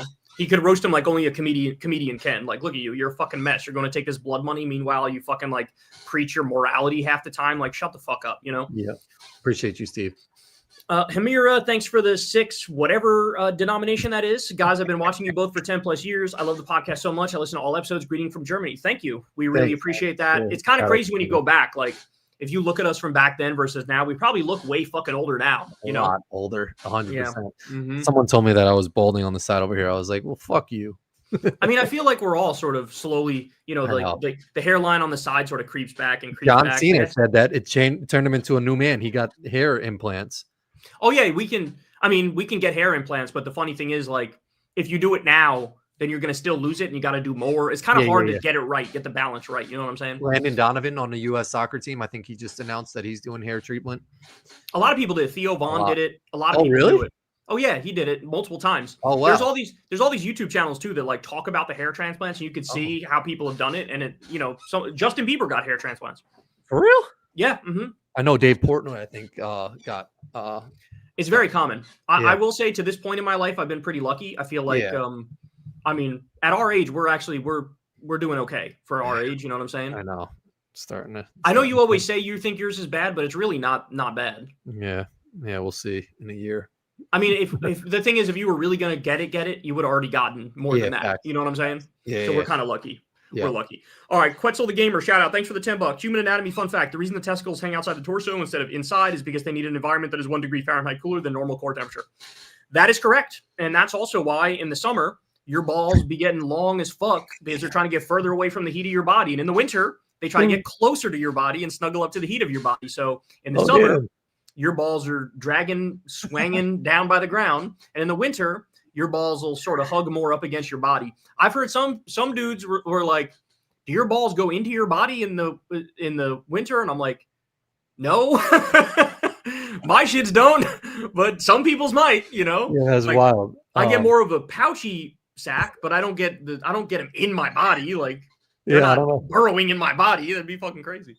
All I can think of is that UFC fighter that's just like, my balls are hot. Appreciate but yeah, you, that's true. Quetzal. Also, it's true that you want to be colder when you sleep too. People like it when it's I colder like when you that. sleep. It helps you sleep better. Yeah. I always got the fan on. Shout out Lizzie, thanks for the $5. Debating college kids is like shooting fish in a barrel. Not saying they're dumb, but they're unprepared for bad arguments, spreading, and other tactics. Yeah, I mean, look, it's a life experience thing too, right? Like if you're fucking 19 years old, 20 years old, and 18 years old, and you're trying to debate some person who fucking does this professionally, like it's just not going to go well. Like they're controlling the conversation, they're controlling the topic. They've had these conversations 8,000 times, know exactly what they're going to say and how they're going to say it, and then you're left sort of scrambling. And it's like, like you said, it's shooting fish in a barrel. There's nothing to it. And that's why it annoyed me when people were like, "Oh, Charlie Kirk, he's all about a free exchange of ideas and debate." And it's like, no, he's a fucking propagandist making like clips to put on TikTok to make fun of liberals. Like that's all he's doing, Yeah. Appreciate you, Lizzie. And then she had a follow-up. I didn't even know you hit 2 million. I did. Yeah. By the way, congrats on 2 million subs, Kyle. When can we get another secular talking smack? I was going to do it, Lizzie, but then the other day, Lilith texted me the other day and said, "Congrats on 2 million." And it was like, I don't know if it was like Friday or I think it might have been Friday or Saturday. And so I looked and I was like, "Oh shit." And I was like, "Thank you. I appreciate that." She's also done a lot to help the channel get where it is. Shout out to Lilith for helping the channel get where it is. She's been doing a lot throughout the whole year. She was like literally the #1 fan of the show. So much love to Lilith.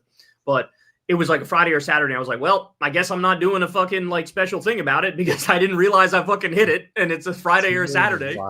And so I just sort of like glossed right over it. So I don't know. Maybe when I hit 3 million, I'll do it, which might take a while, might not. It might go fast.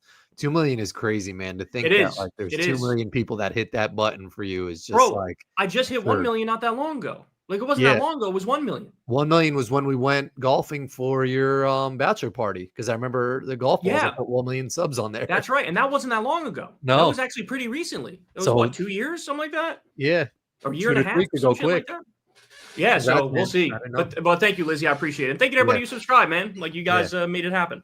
Facts. Icarus the Defiant, thanks for the $10. Kyle, can you tag your videos more specifically? Like whether the issue is free speech or war crimes in Gaza or whatever, so all the examples you give are easier to go back and find on specific things. So I don't do the tags. That's my editor does that stuff basically, and we just have preset tags in there that are basically like all the things that the channel are about. But from the metadata of the title, you should still be able to find certain things. But I agree with you that YouTube's gotten way worse. There was a time where I could type some shit in and it would just 100% pop up, guaranteed. Now I could type some shit in looking for my own video that I know exists and was from 2 years ago or whatever. And there's no way I find it unless I go into my own YouTube channel on the back end and search in my own search box to try to find it. And so I think it's more of a function of YouTube making it harder to find shit than it is like the failure of the metadata. Because usually the title alone should be able to help you out to get it, Yeah. My dad said that. I did a chat with him and like I searched the actual name of the shit and it still didn't come up. I had to go into like my recent or like my videos and scroll all the way back. It was weird how it didn't show up. Yeah, it's crazy. Thank you, Doug. Shout out, Andrew. Appreciate the $10. What do you think it will take to get Saudi Arabia's influence out of America? Recently, Electronic Arts, who makes EA Sports, Need for Speed, etc., was bought in a $55 billion deal to go private. Wow. I thought it was a hedge fund that bought them.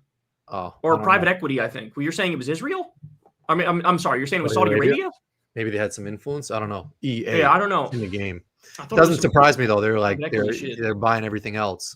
So, yeah, they're buying the comedians, they're buying the fucking golf shit, they're buying the Formula One shit, like they're buying women's tennis flag, like they're doing all sorts of shit. So I'm not surprised, but I don't know, man. I mean, I think that shit should be illegal. I don't think lobbying should be legal. I think we should fucking keep all the foreign money out of politics. Like, I just think it should be illegal. But this country's so corrupt, everything's for sale, that like that'll never fucking happen. You know. Facts. Kyle, could you see a scenario where JD Vance wins in 28? Trump calls him a traitor for not letting him have a third term. The base turns on JD and storms the Capitol, chanting "Hang JD Vance." Thanks for the $10, Time Bandit. My answer is no. I cannot see that. Because if JD Vance were to run and Trump is still alive, JD Vance would literally be running just to be a Trump puppet. Yeah, we saw what happened to what's his name? To Mike Pence. And he's a little fucking cuck boy. Like he's not gonna fucking disobey the master. He's not gonna do it. Yeah. Shout out to Tony Izzo. Thanks for the $10. In the even Newsom runs for president, who's to say he isn't peaking too early, only to crash and burn? We've seen it before in the past. Howard Dean, Rudy Giuliani, Ron DeSantis, etc. Yeah, Tony, I think you're right. I think that's very likely and very possible. I put it at like 60-40, that 60% chance he's peaking too early and he won't be the one, but 40% chance he still hangs on and wins. But like you said, there's plenty of examples of people who were up a lot and then just fell apart. Howard Dean, Rudy Giuliani, Ron DeSantis are just a couple of them. That's true. Shout out to BergPod124. Raptors fan here. What do you make of the Kawhi Bomber Clipper situation? So we kind of touched on that a little bit earlier, but I don't think Kawhi ends the season with the Clippers, to be honest with you. I mean, I think Bomber's definitely lying. It'll be interesting to see. What I'm curious about is what Adam Silver will do, because he's in a tough position. Because if he comes down hard on them, which he should do, to try to disincentivize this shit from happening. Well, then what if there's 78 other examples of people doing this? And then you're going to have to what? You're going to have to go after all those teams and find all of them, or like fucking take away picks from all of them. Like, if one person gets away with one bad thing, it's like, that's whatever. But if everybody's doing the bad thing, you know what I'm saying? So I think he's in a tough position, because I think he knows other teams are probably doing the same shit and paying players under the table. But you got to do something to go after Bomber. We know he's lying. We know it's bullshit. 100%. Kawhi, I don't know what they'll do with Kawhi. I don't know if he get fined that amount of money he was paid or whatever. But that would be wild. But either way, the Clippers were fucked up and what they did was wrong. And if this shit goes on in the NBA under the table, I mean, I guess they can.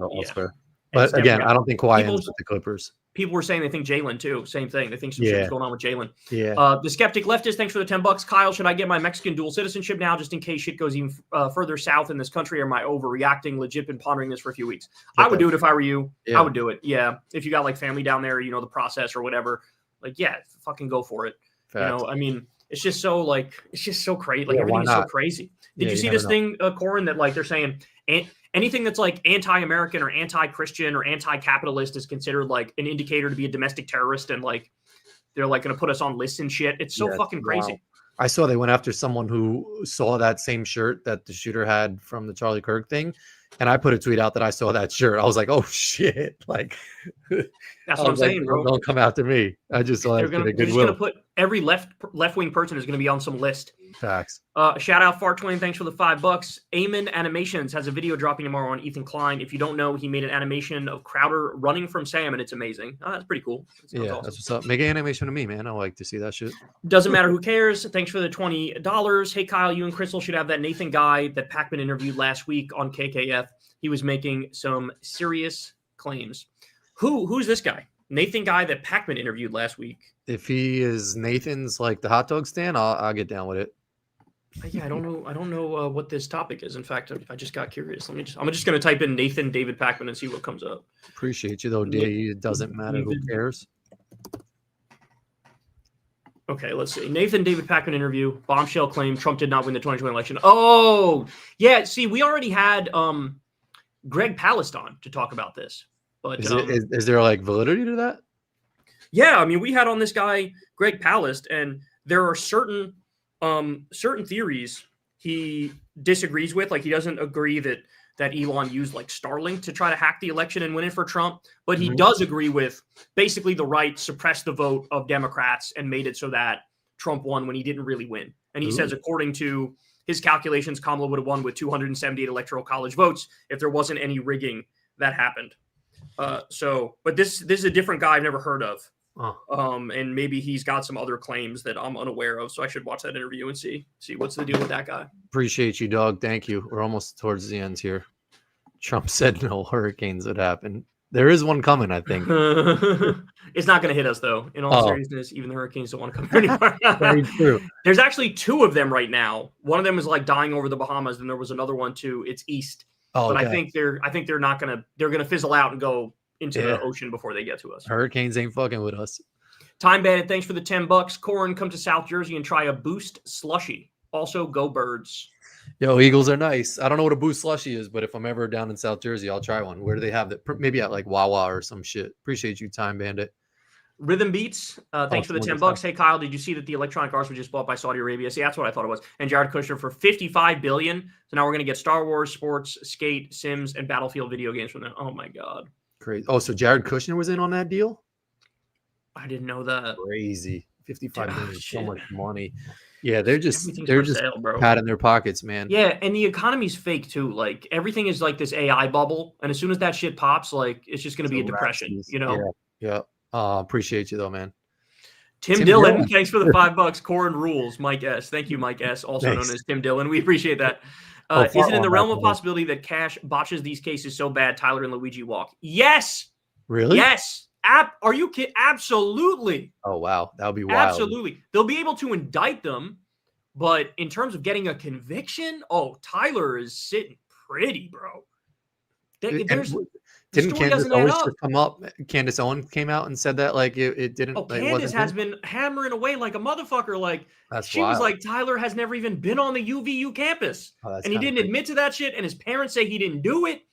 That's what Candace is saying. Now that's Candace. You got to take that with a grain of salt. Yeah, based on my own shit that I've fucking covered on my show from the shit I've seen, this shit doesn't add up. It doesn't make sense. Yeah, they're saying he changed 3 times and he put the gun together and took it apart 3 fucking times and it would fit in his backpack even though it didn't fucking fit in his backpack. And there were 2 fucking decoys. Like, what are we talking about, bro? Yeah, a lot of What are we talking about?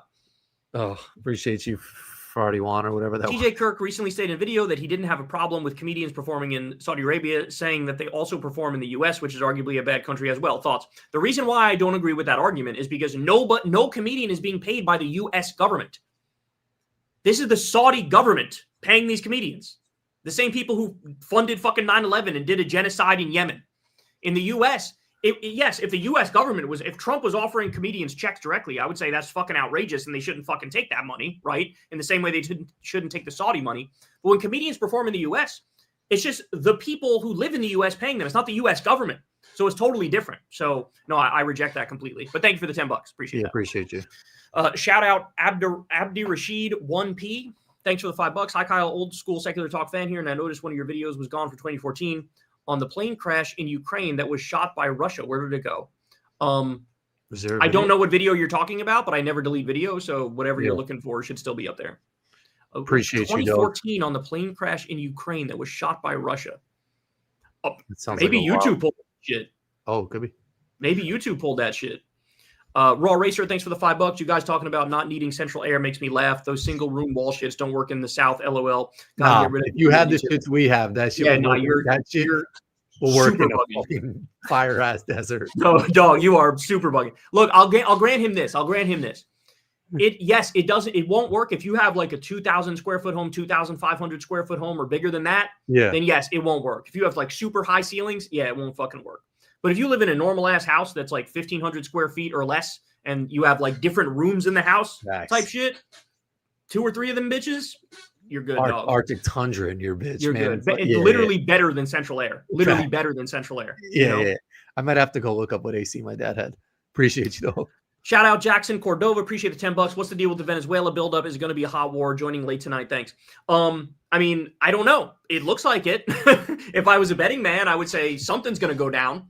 In fact, the Venezuelan government is warning that they think the U.S. is going to do some false flag bullshit and try to blame them, and they're saying that beforehand. There's also speculation that like SEAL Team 6 or some fucking special ops shit might go down. They might try to take out Maduro that way. They also might just do a war. They might do a false flag. So they're already bombing like a bunch of Venezuelan fishing boats, like dinghies that they're fucking like, killing innocent people. So I don't know. Did they build all these people up for fucking nothing? I hope. I hope, but that's a really, hard thing to hope because We're talking about 10 warships, 4,500 troops. So I think some shit's going to go down, but I don't know how and I don't know when. Appreciate you, Jackson. Shout out DD1. Kyle and Corin, can you please play/stream Democracy 4 and show us your policy choices? I don't know what Democracy 4 is. I don't know what that is either. I feel like, yeah, if I don't know it, and you and don't also know we're it, not video games. We don't do video games. I'm guessing it's some sort of video game. Oh, okay. Yeah, I haven't played video games in '88, man. But we would consider a policy like a political spectrum test. We might do that. Yeah. Shout out Claudio. Appreciate you. Thanks for the $5. Up, Kyle. Been watching since early 2015 when I was 19 and you had the beat off massage parlor studio. Here's some green. Keep up the good work, bro. Appreciate it, man. Claudio, appreciate that. That's very that, nice man. of you. And yeah, that's a classic, that studio. Sage and Candle, shout out. Thanks for the $5. Large group marched through a pagan festival chanting, "You need Jesus." Well, that's bizarre. There's a lot of Jesus shit lately. I watch ESPN and it's they do the college game day and they have all the fans behind with their signs. Mm-hmm. All of those shits are like the big Jesus signs. I'm like, what? Why? It seems very hard to hold that big ass sign, and two, like, let me rock without Jesus. Like, yeah, what are you doing, bro? Just relax. It's not that serious. Jesus Christ. Appreciate you though. Shout out to Diego. Thanks for the $10, man. What are your thoughts on the Green Party, especially in regards to 2028? Over time, my opinion has gone closer to AOC's that they are unserious. Yeah, I mean, look, I've been on the record for a long time. I would have loved it if there was this, third party that was viable and had a chance and was, serious. But unfortunately, we don't live in that world. And I feel like basically to try to go with a third party in 2025 is like saying RC Cola is going to catch up to Pepsi and Coke. Like, it's not going to happen. We're a two-party country. You have the Republicans and the Democrats. One of them always wins. It might be soon only Republicans win with fucking Trump rigging that shit, right? Yeah, but it's either Democrats or Republicans. And so I've always been a fan of the DSA model or the Justice Democrats model, which is you say, I'm a Justice Democrat or I'm in the DSA, but I'm running as a Democrat because you need the institutional power that allows you to have. That way you can get on ballots and you can actually have a chance and you can fundraise and you can be taken seriously. And so that's my position now, and I'm pretty hardcore on that position. So yeah. Facts. Appreciate you, Diego. Shout out Lefty Memes. Thanks for the $5. Being from Quebec, Canada, I wonder what are both of y'all's thoughts about it. We have social democratic policies, but our right-leaning local government sucks. We were in Montreal. Yeah, I love Montreal. We love Montreal. Yeah. We're fans of Montreal. Is that in Quebec or is Quebec different? I don't know. Yeah, I was thinking the same shit. I feel like I don't know if it was Quebec. Yeah, I don't know if that's both kind of like French Canada. I don't know if it's different, but bring back the Expos. Bring back the Expos. I agree. We have social democratic policies, but our right-leaning local government sucks. Yeah, I mean, Canada just has better politics than the U.S. overall, and just the universal healthcare alone, you got us guys fucking draxed. So, Montreal, you guys have good coffee shops. You have good food places. The poutine was on point. I was a big fan of Montreal. Was that your bachelor party that we went there? Yeah. I had mine there, and Jed had his there too. If you were at Jed. We really love Montreal. So Montreal is dope. Keep it up, Canada. All right, I think there's a little Kyle, opinions, thoughts on Jared Kushner, Piff buying EA games. That's what BuzzFeed already asked about that. I don't know. Yeah, it seems like a lot of gamers out there. They're getting their tentacles in fucking everything, bro. That's what it is. They're just trying to. Gaming's the next shit. That's wild. Marry at the hip. They're trying to marry at the hip to U.S. power. That's what it is. But little do they know we're about to fucking fall off a cliff. You're betting on the wrong horse, bro. You better go snuggle up to China. Hi, Kyle. Secular Talk fan for 5 years here. Thanks for keeping up the good fight. Well, thank you, Andrew. I appreciate it. And thanks for the $5, man. Thank you, man. Here we go. Drew Griner, thanks for the $5. Think any of the headliners at the Rod Comedy Festival will dare to roast the host, or are the punchlines pre-screened? I think they already said that. Like, someone said that they had pre-recorded shit or something, or they couldn't. Or Pete Davidson said that with Theo Vaughn. He said that there were certain stuff like that he couldn't say. Yeah, they're not going to allow. No, there's none of them have the balls to fucking roast the guy who just killed Jamal Khashoggi. Really, the guy who just waged a genocide. They're not going to go after MBS. They're not going to roast the host. Home. No chance. Yeah. So part of the reason why this is fucking. I mean, it would still suck if they went and then tried to roast them to be like, no, so I swear I'm still cool, but like, there's no way you're going to do it. Be so 0% PC'd out. Yeah, no doubt. But thank you, Drew. Appreciate the $5, man. Starts Manning, thanks for the $5. Stephen Miller, Pee Wee German. That's exactly right. That's a great. I tweeted. Did you see the thing I tweeted the other day, Cor, where it's Stephen Miller, but he's got like a literal penis for his head, like it looks like an uncircumcised penis on his head. It's kind of funny. Lefty Memes, thanks again for the $5. Sad that Odyssey seems to be far right and only pays creators who upload there in crypto. Oh shit. We need a lefty YouTube site, not a Nazi or crypto bro one. Yeah, that fucking sucks, man. See, I had typed down Odyssey to go look at it, but I guess it's trash. I had my baby boy. Shout out JB. Thanks for the $10. Congratulations on your baby boy. Watched it all. Wow. Watched it all. 10 out of 10 recommend. Have more leftist babies. Corin, your flow issue is what stopped my channel. Ironically, I predicted all Donald J. Trump's fascist BS via executive order. Study history, people. Yeah, it's exactly right. But just focus on the baby for now, bro. Don't worry about politics for the moment. Try to focus on raising that baby and getting some sleep, because it's going to be rough for the first 4 fucking years. You know. Congrats, bro. Yeah, hit me if you need any advice or Molly. She's good at that stuff. Shout out Rami, thanks for the $5. Kyle, have you ever read the Quran? If not, please do. And if you did, what do you make of it? I've never read the full Quran. I've also never read the entire Bible. Unfortunately I can't comment on it. But thank you for the donation. Appreciate it. The boy with blue hair, $10. Going to school for political science, is it worth it? For most people, no. Most people, if you're going to get a poli-sci degree, you go on to become a lawyer. So you go to law school after that. So if you're planning on doing that, sure, it makes sense. If you're planning on, I don't know, becoming some political science professor or something, or teaching civics in a school, yeah, maybe you could do that too. Outside of that, I don't know what the degree is good for. I have it because I'm a fucking yapper on YouTube, but I don't even need that for what I do, but I have a degree, which is nice. But so I don't know. It's just what I would say is this: if it's your passion, do it. If it's not, then don't. You know what I'm saying? Like that's the only exception. If you're not going to be practical about it to say, like, what am I going to use this for? What am I going to branch off into? Then just ask yourself if you're passionate about it. And if you are, then God bless and go ahead and see where it takes you. Facts. Another gamer.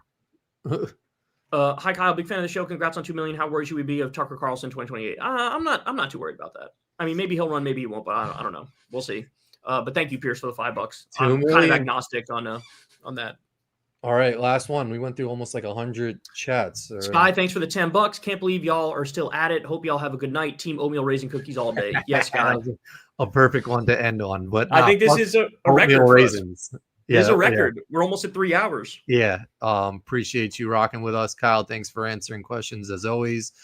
Guys, it was a long one. We love you. Any last words, Kyle? You always get the last word. Nah, man. I was up late last night and then woke up late today. So like I'm actually kind of right on schedule. I'll go lay in bed and maybe fall asleep by like 1 or 2. We'll see. Yeah, we'll finish with this. Let me rock without Jesus. All right. I agree. We're rocking without Jesus over here. Love you all guys. Right, we love you guys. Later. Peace.